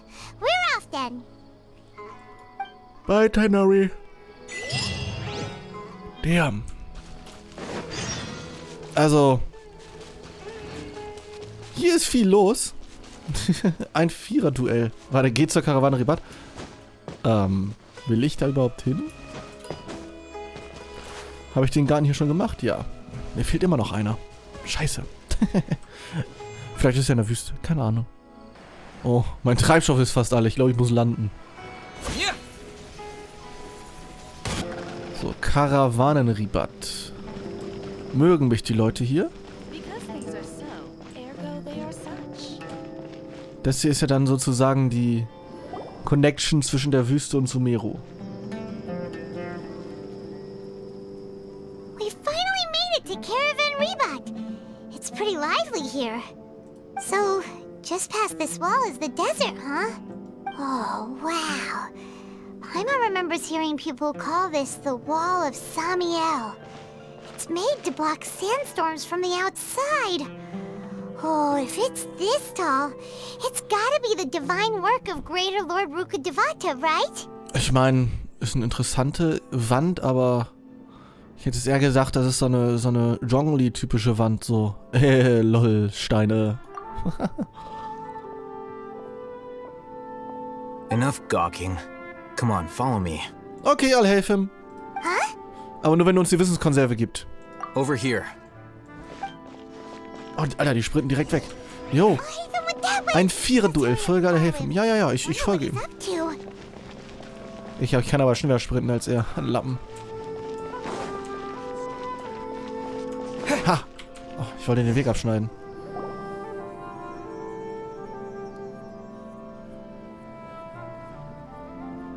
Ah, da suchen uns Leute wieder. Suchen die uns oder suchen die Alheitham? Where did he go? How did we lose him? They were just here a second ago. More Aramite mercenaries? Who are they working for this time? Anyway, Traveler, it seems like we were being followed again. You were too careless. You should have noticed those hopeless amateurs trailing you a long time ago. Bitte was? Diese Schwanze? Danke, Alheitham. There's no need to thank me. I've never cared to keep track of personal favors. All I did was correct a mistake I happened to come across. It's a habit I developed at the Academia. scare Alheitham. We never thought we'd run into you here. Last time we met at Port Ormos, didn't you say you were going back to the academia? Wait, don't tell Paimon that you're here to take us back on their orders. Ich wollte sagen, er arbeitet ja für die Akademie. Scheiße. So you've already landed yourselves on the Academia's hit list. I can't say that I didn't expect it. Ja, okay. However, had I wished to turn you over to the Academia, don't you think you'd already be the Eremites' honored guests by now? Oh, right. You do have a point. Machst du beim Projekt der Weisen mit? I have no interest in running errands for that project. As a scholar, I've always belonged to the camp that promotes researcher autonomy. And these days, you're more fascinating than anything the sages can offer. Ah, was willst du denn von mir? Not quite. To tell you the truth, I'm still investigating the divine knowledge capsule. Unfortunately, I've run into some difficulties. Naja, wegen meiner hast du es bis jetzt Everyone überlebt. says the capsule originated in the desert and was eventually moved to Port Ormos. If I am to get to the bottom of this, I must understand how the capsule first came to be. Which brings me back to you. The leader of Ein Archon used the divine knowledge capsule right in front of you. And upon seeing him, your expression became perplexed, and you were lost in thought for quite some time. To have that kind of reaction, I think you must have realized something. Are you interested at all in sharing what you've been hiding from me? Ja, klar, ich würde es auch gerne wissen. Die Welt mich vergessen. Alheitham, you really have a ridiculous eye for detail. Ja, aber die Situation ist...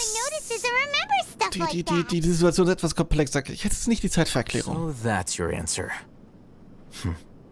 Well, I do work for the Academia after all. So considering that, it is indeed wise to keep your cards close to your chest. But that does prove you do have some undisclosed information about the divine knowledge capsule. Am I right? Vielleicht. No matter. Rather than simply learning the answers from you, I'd still prefer to investigate on my own. Speaking of, Tut mir leid, Alheitham. to the desert? Ich würde es auch gerne wissen, aber... Ja. That's right. We have the same plan as you. But we don't really have any concrete goals at the moment. Then I'd suggest starting with Aru Village. It's the largest settlement in the desert, so it'll probably have more resources and intel than anywhere else. Well, would you like to head there together? Ja, warum nicht? Always better to travel with someone you know. Let's go! Alheitham ist so ein bisschen wie Dainsleif. Er weiß zu viel, als dass wir ihm vertrauen könnten. Und er hat komische Hintergründe, die wir noch nicht ganz kennen. So, er arbeitet für die Akademie, interessiert sich aber nicht wirklich, was die tut und will nicht dagegen vorgehen. Ähnlich wie bei Dainsleif, er hat mit unserer Schwester zusammengearbeitet, arbeitet aber jetzt mit uns zusammen gegen sie. Warum? Das ist so ein bisschen fragwürdig gerade. So, ja, jetzt sind wir auch langsam auch mal in der Wüste hier, ne? Ah, die netten Sandspuren fangen wieder an. Die finde ich tatsächlich sehr nett gemacht. Naja, ja, ich weiß, ich hätte dahin teleportieren können, aber ich wollte auch mal Skorpione sehen. Puh. Skorpion. Noch mehr Fleisch. Ja, die haben irgendwie sehr viel Fleisch jetzt neuerdings mit den ganzen neuen Patches rausgebracht. Also Sumeru, da gibt es die Echsen, die viel Fleisch liefern. Es gibt die Viecher, die viel Fleisch liefern. I like it. Oh, ein Skarabäus. Die braucht man für den neuen Charakter. Für Cyno.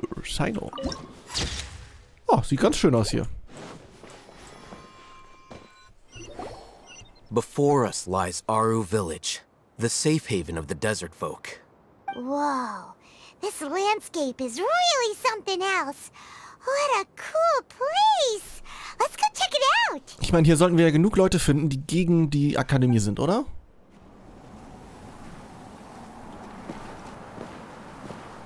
Eine Zwischensequenz, das kann nichts Gutes bedeuten.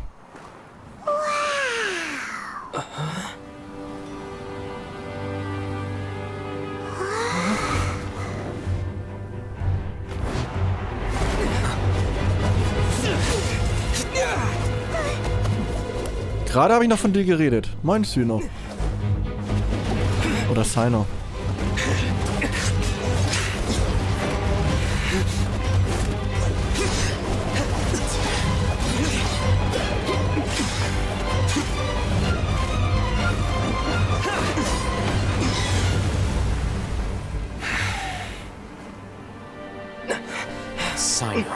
Cyno, okay.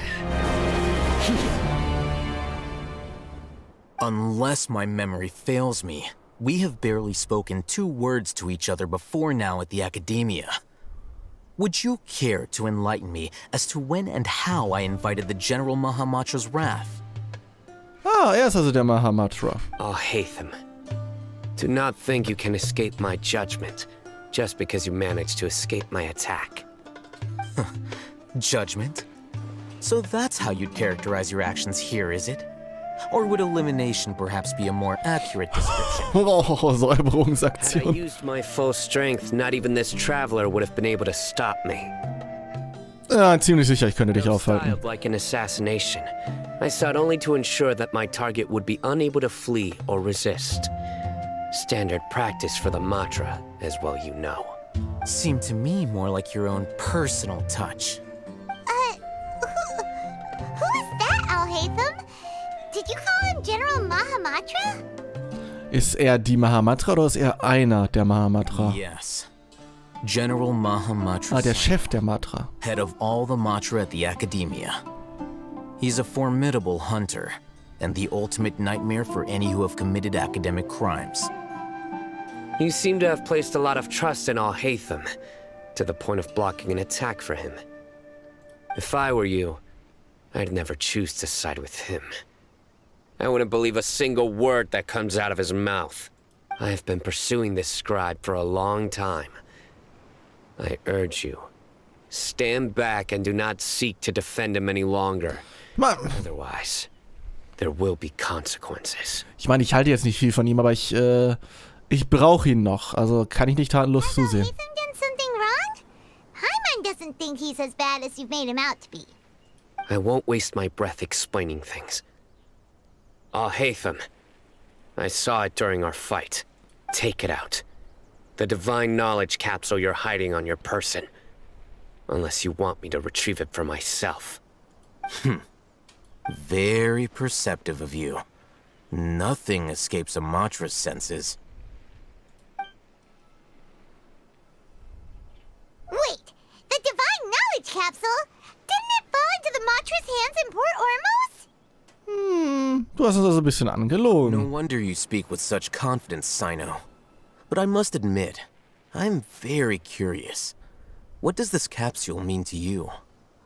And why, as General Mahamatra of the Academia, are you all alone in the desert?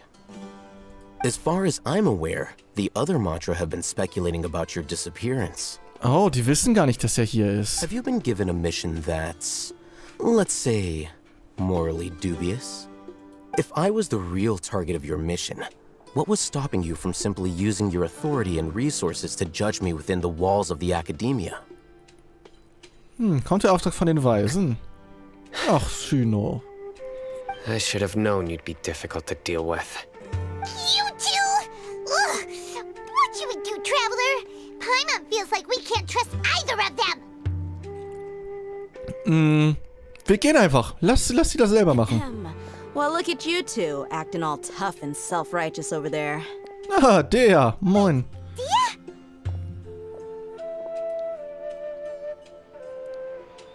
Was machst du denn hier?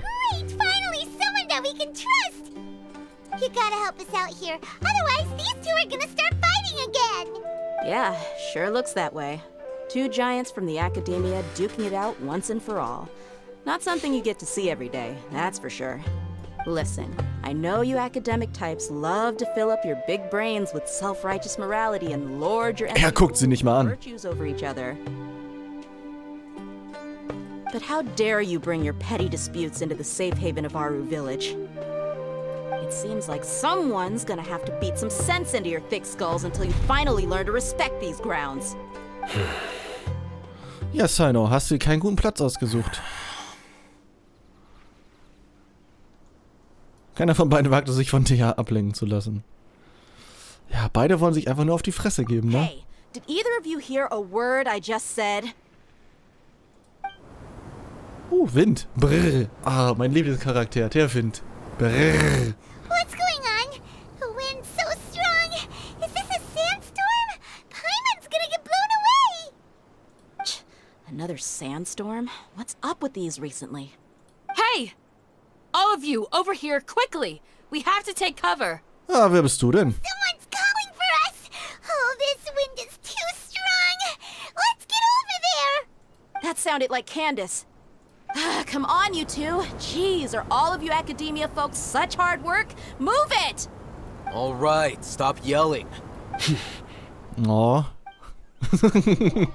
Die mögen sich gar nicht.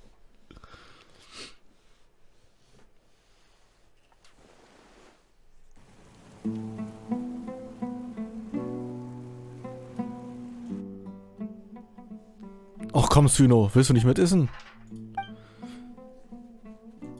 Well, this is pretty awkward. Ja, aber ist doch okay. Wanna play sardines with 3 people who wanna tear each other limb from limb? Sure, why not? Sounds fun. The air is so thick and heavy. Paimon can hardly keep floating anymore. My sincere apologies, everyone.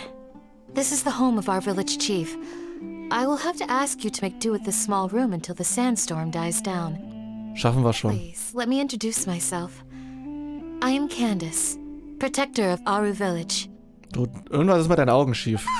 Our savior has come at last. Nice to meet you, Candace. The name's Paimon. Thank you so much for helping us. Vielen Dank. There's no need to thank me.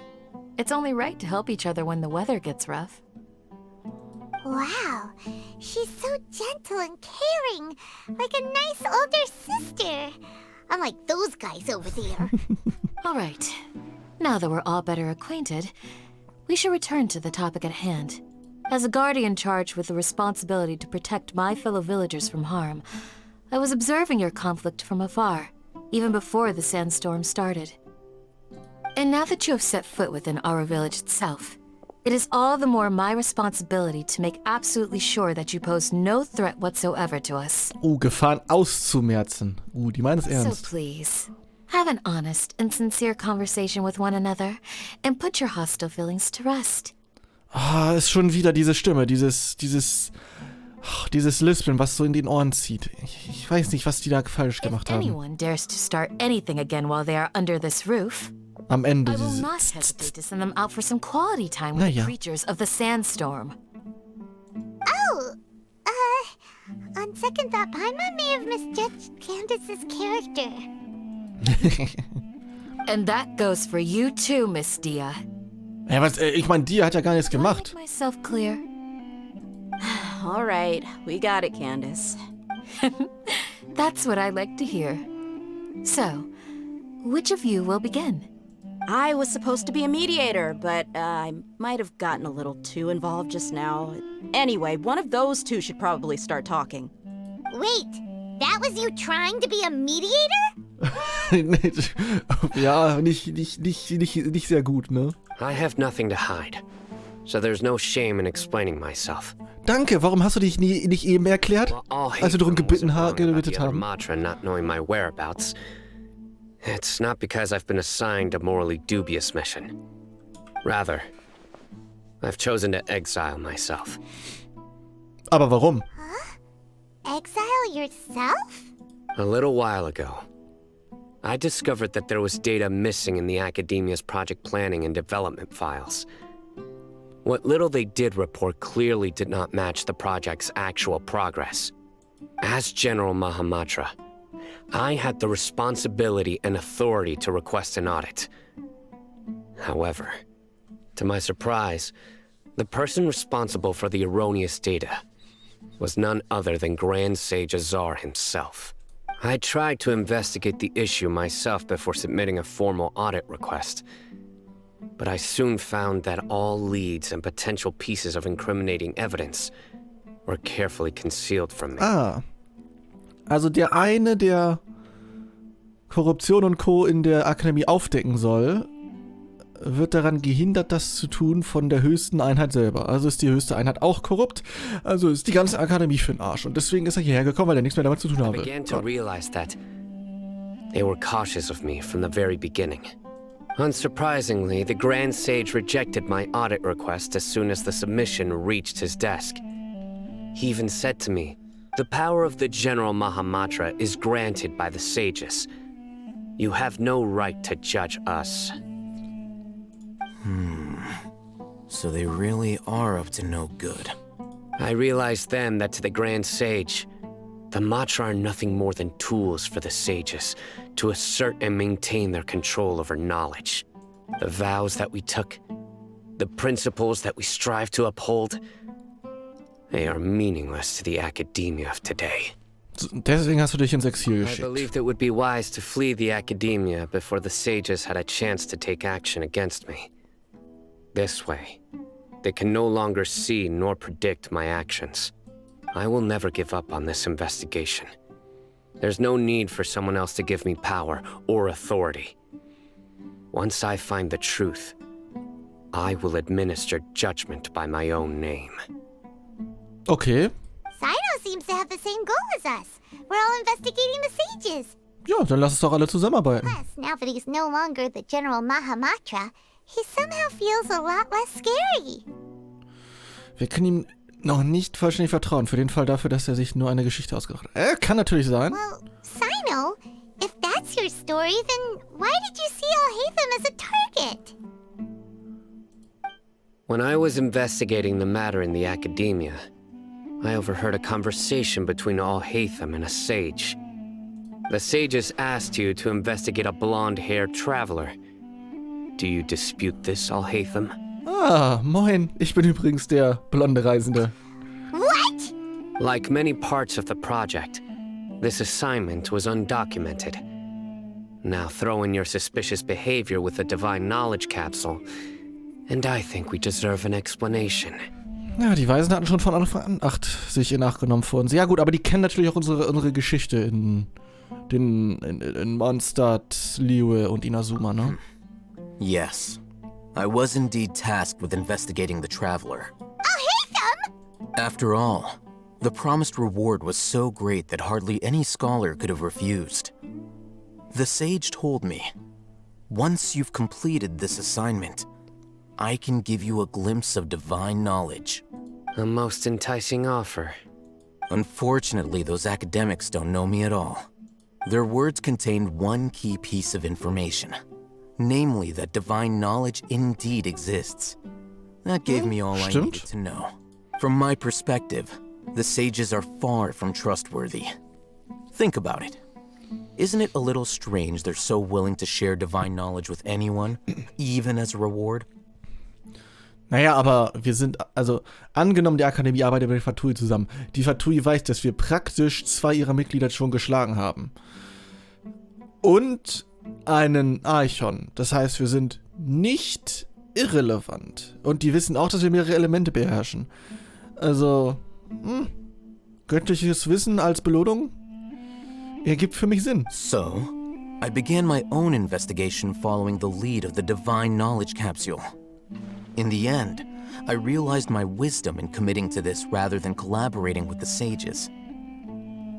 Had I been less guarded, I probably would have ended up like that Ein Archon mercenary, incapable of remaining sane for long enough to hold a conversation.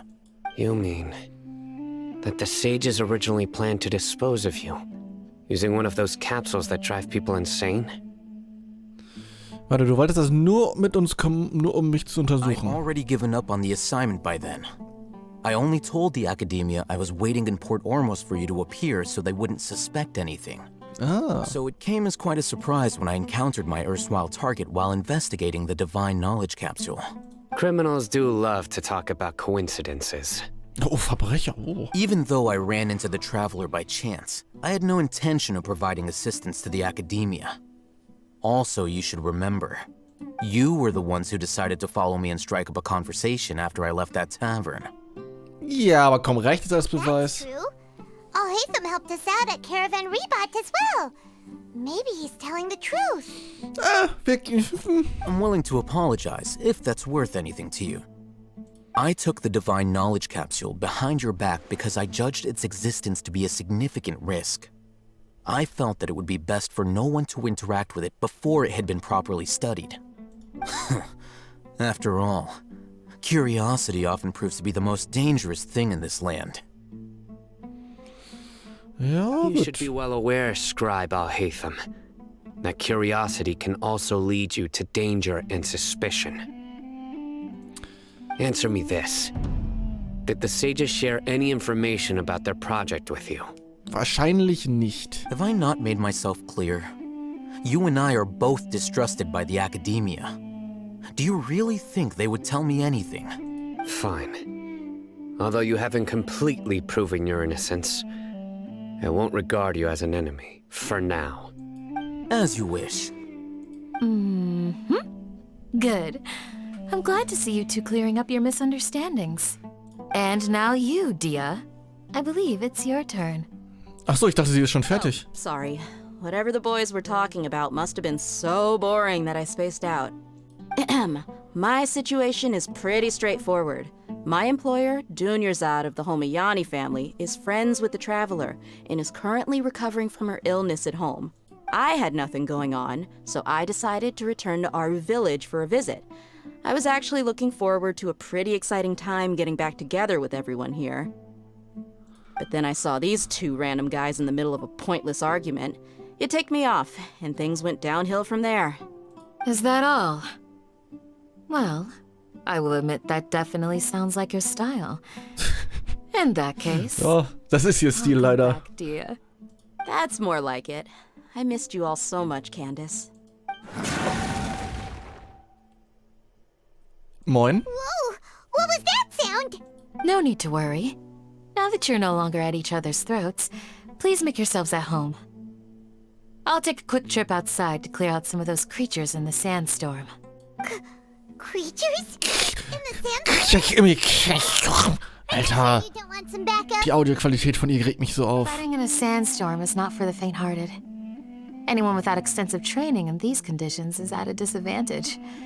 You needn't worry. Alter, ich gucke, ob ich das irgendwie fixen kann im Post. Das geht mir so auf die Nüsse. Yeah, just leave him to Candace. Don't worry, she's as tough as they come.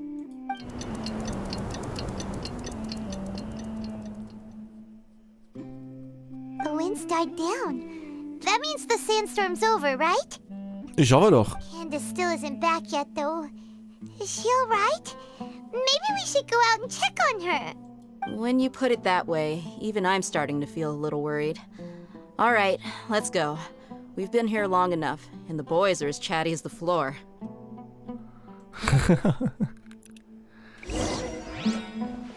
So, die wichtige Frage ist, kann ich hier drin was klauen? Sieht nicht so aus. Gut, dann gehen wir raus.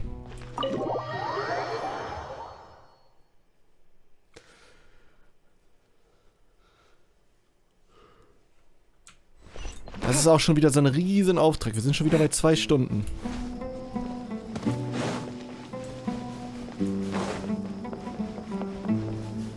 Oh, ein paar Sandboys. Ach, Sandboys, ein paar. Candace, you're still fighting? You've been out here dealing with these creatures the entire time? Yes. They just keep coming in waves. I've lost count of how many I've defeated. Before I realized it, even the sandstorm had stopped. Oh, nicht nur außerordentlich stark, sondern auch sehr ausdauernd. Here comes another wave! Leave this round to us. I got interrupted earlier, but now I have something to take my anger out on. It's been quite a while since I've seen the Flame Mane in action. Ich habe die auch lange nicht gesehen. Dürfen wir die sehen? Let's go. Nein, darf ich nicht. Ich muss einfach selber wieder machen. Ah. Let me weave you a web. Spring forth! Lassen Sie dies bitte.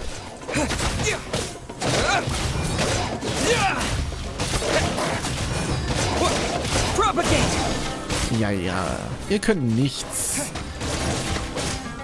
Und die nächste Welle. Here comes another wave! When are they ever gonna let up?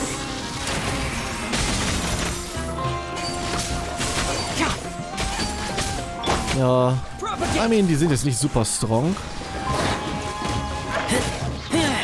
Aber schon nervig natürlich. No, my soul! The creature stopped appearing. Was that the last of them? Mein, wir sind 5 sehr starke Menschen. Das sollten wir wohl schaffen. What we fought just now was probably the aftermath of the sandstorm. So we should be safe for the time being. Well fought, everyone. No injuries, I hope. Ah, moin, wer sind Sie denn? Huh? Who are you? Ah, my apologies. I haven't had a chance to greet you yet. I had my hands full taking care of the village's elderly and children. I am the chief of Aru village. Everyone usually calls me Uncle Anpu. Moin. Sir, I am also originally from the desert, but I have not been back for some time now. May I ask if such sandstorms are common? I can't say they've always been common, but recently the storms have become increasingly severe and frequent. Besides sandstorms, we also occasionally get earthquakes. According to an investigator who stayed in the village a while ago, these unusual natural phenomena are related to the withering of Irminsul. Dann sollen wir Irminsul mal reparieren, ne? Another effect of Irminsul's withering. So, Irminsul's withering causes withering zones in the forest, and sandstorms and earthquakes here in the desert? Everything in the natural world is inextricably connected to Irminsul. These regional symptoms can indeed be a reflection of Irminsul's present state. Everyone in Aru village needs to take good care of themselves. Speaking of which, why haven't I seen a single village keeper since I got here? Village keeper? Who are they? Was sagen, Candace ist doch eine. Does your curiosity know no bounds? Village Keeper is how Aru village refers to mad scholars, exiled here by the academia. Most of them are scholars who lost their sanity after a period of training in the Avidia forest. Oh, die Leute. The academia believes that their crazed mutterings may have a negative effect on the psyches of other scholars. So, they're forcibly exiled to the desert. Ja, Hypatia wäre ja auch fast verbannt, ne? It's all a boatload of nonsense. Tighnari hat da sowas erwähnt. Alas, that's exactly what we've been trying to investigate.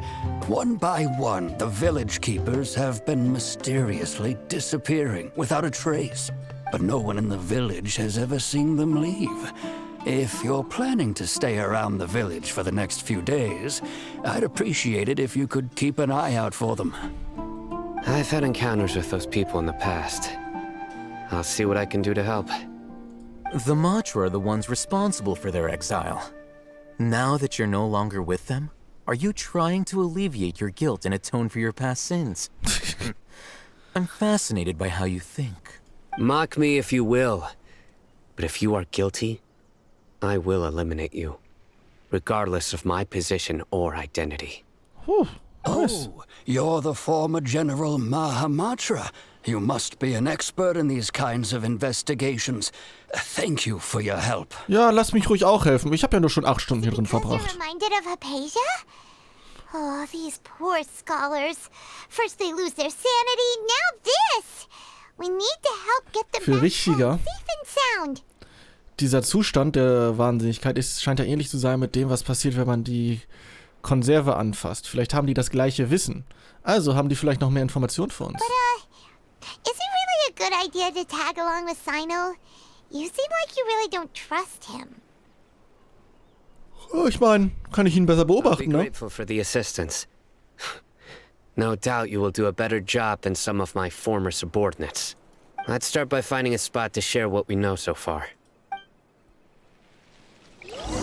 Okay. Time to act. Time to act. Nein, das ist viel zu warm für dich hier, Shingsho.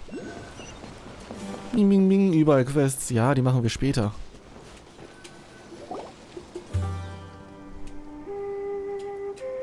Although I've sent myself into exile, I'm still doing essentially the same things as before.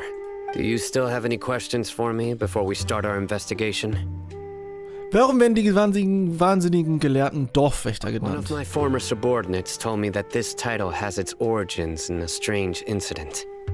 The academia has long exiled mad scholars to Aru village. A mysterious phenomenon exists here. When mad scholars first arrive, they are as incoherent and deranged as before. But after spending some time here, they invariably begin to calm down. Initially, the people of Aru village greatly resented having to take in the mad scholars. But a strange incident one night changed that. Aru village was struck by the strongest earthquake in living memory. Seeing buildings on the verge of collapse all around him, the then chief of the village was preparing to take everyone to safety. Ja. Suddenly, he noticed a mad scholar crouching in a corner, caressing the ground with his hands. A soft, green light radiated from him, like a divine glow against the backdrop of night. Despite the powerful tremors that ripped through the ground that night, all the houses remained upright, almost as if they had grown roots reaching deep into the ground. Das heißt, er hat sehr viel krasse Dendrokraft Not a gehabt. single building collapsed, and no one was hurt. After that, the people of Aru village treated the mad scholars with greater kindness, and began to refer to them as the village keepers. A soft green light? A mad scholar protecting Aru village? What do you make of it, Traveler? Naja, Nahida, nicht nur Nahida sollte dazu, also eigentlich jeder mit Dendro sollte dafür möglich sein. Actually, Cyno, do you know if any of the mad scholars continued to wear their Akasha terminals at Aru village? In theory, they would continue wearing them so the academia could still monitor their activities. With that said, the main Akasha system would no longer have any interaction with them. Oh, no wonder! Everything makes sense then! Add in the fact that they calmed down, it was probably Nahida who calmed them. Möglich, ja. If you are able to draw a conclusion from this one story alone, then it appears you possess much more information than I do. Ja, wir sind krass schlau. So, what do you make of the story? Die Macht der wahnsinnigen Gelehrten sollte von der niederen Herrin Kusanali stammen. Really? Lesser Lord Kusanali. What? You don't believe us? Lesser Lord Kusanali was definitely using the Akasha to give her power to the mad scholars! No, it's not so much that I don't believe you. I'm just struck by your reasoning. Lesser Lord Kusanali, the current Dendro Archon. Is she really active in Sumeru? Ja, ab und zu. The academia has always placed far greater importance on the late Greater Lord Rukkhadevata. They've more or less ignored Lesser Lord Kusanali, and I've never had any reason to doubt their views. Ja, sie haben sie auch einfach eingesperrt ohne Grund. Wahrscheinlich hätten sie einen Grund. In addition, I've never heard any stories about Lesser Lord Kusanali and her deeds. To me, she might as well have been a god that never existed. No way! Nahida definitely exists! She's a... how should Paimon put it? She's a good Archon who's kind and wise. Even if she says weird stuff sometimes. Ja, wir haben Sumeru kürzlich gemeinsam I've gerettet. spent many years interrogating criminals, so I can easily tell when someone is lying. Good! Then you should know that we're telling the truth. That look in your eyes. I've never seen that from a liar. You two really must have met Lesser Lord Kusanali. Ja, oder wir sind auch einfach wirklich richtig gute Lügner. How can this be? To think, our Archon has been amongst us this entire time. Alright, now it's our turn to put our skills to good use for this investigation. Jo, but ab easier geht's. said than done, especially since we don't have any leads. Maybe we can start by knocking on some doors. Excuse me, are you here to help me find my grandpa? Ja, bestimmt. Huh? Who are you? Generisches Kindermodel 300. By the sounds of it, a resident of this village. My name is Isak. You'll help me find my grandpa, right? Is your grandpa a mad scholar? Hey, don't say that. Grandpa is just Grandpa. Why do you have to call him that? It's not like he's a bad person or anything. Nee, alles. Nein, bestimmt nicht. The person you're referring to is not a local, yet you are. Why do you call him Grandpa? Grandpa is just Grandpa. He's my family. Ach so, I heard natürlich. everything you said to the village chief. Please, you gotta take me with you. I want to find my grandpa. I swear I'll help. I won't be a nuisance. Ich meine, viel schlimmer als Paimon kann er eh nicht sein, ne? So you're the one who was eavesdropping on us around the village chief's house. I was planning to go out and take care of whoever it was, but I had a vague feeling that they didn't harbor any ill intent. Whoa. Alheitham wasn't kidding about Matra having sharp senses. Cyno, he's just a kid. All he wants is to find his grandpa. Let's find a way to help him. Nein. Sorry. I was only listening in because I wanted to know where Grandpa went. Honest. If you don't believe me, you can ask Miss Candace. Ja, komm, Cyno, lass mal. Alright. Komm. But first, let's confirm the facts with Candace. Also rennen wir noch höher. Ah ja, von hier hinten, wo wir eben kommen. Ach so, wir sind rausgerannt, um dann wieder reinzurennen. Ah ja, I see. Und der Junge muss wieder alles anklettern.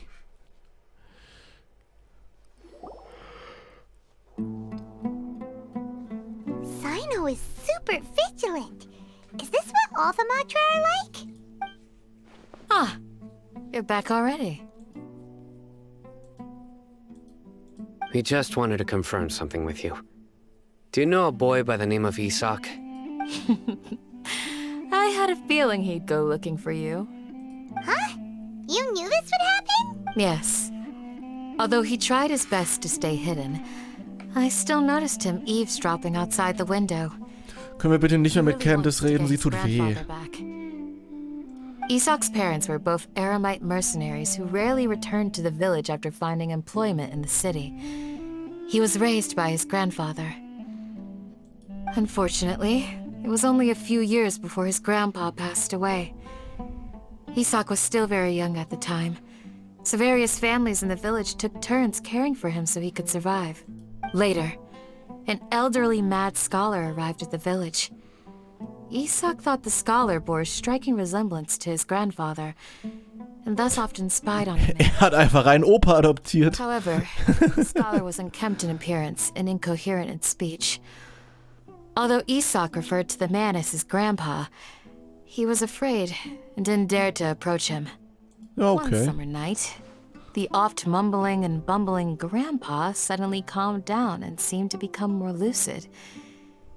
He even noticed Isak hiding in the distance. So Grandpa walked up to Isak and patted him on the head. He even took Isak to the entrance of the village, where he patiently taught the boy the names of the stars, and accompanied Isak until he fell asleep. Ich meine, das ist ja ganz nett. The next morning, aber das bringt uns erstmal nichts. Also wir wollen eigentlich nur seinen Opa suchen. His grandpa again, only to realize his grandpa no longer recognized him. However, even so, Grandpa retained his calm expression. It's said that those who saw the scholar claimed he no longer appeared to be crazy, but appeared to be living in his own world. Isak was thrilled that his grandpa was able to find peace, and would follow him all the time, asking him things like, "Grandpa, want me to take you somewhere fun?" Or, "Grandpa, could you tell me stories about the stars again?" All this somehow just makes Paimon feel really sad. It seems like they both deserve so much better. Ja, gut, aber wir wollen einfach nur wissen, was mit ihm passiert ist. Perhaps. Nearly everyone who lives in the desert has some form of hardship or regret. But even so, we must still continue on with our lives. It's also my reason for fighting. I must continue to protect this land. Sieht aus, als würde sich Nahida hinter dem aufgeweckten Opa verbergen. Sie sollte auch diejenige sein, die die Schmerzen der wahnsinnigen Gelehrten lindert. Ja, Cyno hat's auch geschickt. Maybe the people have always had a considerate God watching over them. Huh? What did you say, Cyno? Alles gut, Paimon. Nothing. As long as Isak keeps his word and doesn't get in our way, we can take him along. Perhaps you are more compassionate than I gave you credit for. Please accept my thanks on Isak's behalf, Cyno. Gut, und wo sollen wir den Opa jetzt halt finden, oder? ist der Opa noch da und wir sollen einfach ihn nur zurückbringen im Sinne von seinem Gedächtnis. Ich habe keine Ahnung. Hey, Isak! Oh, it's you guys! We've cleared everything up. Let's go find your grandpa. Really?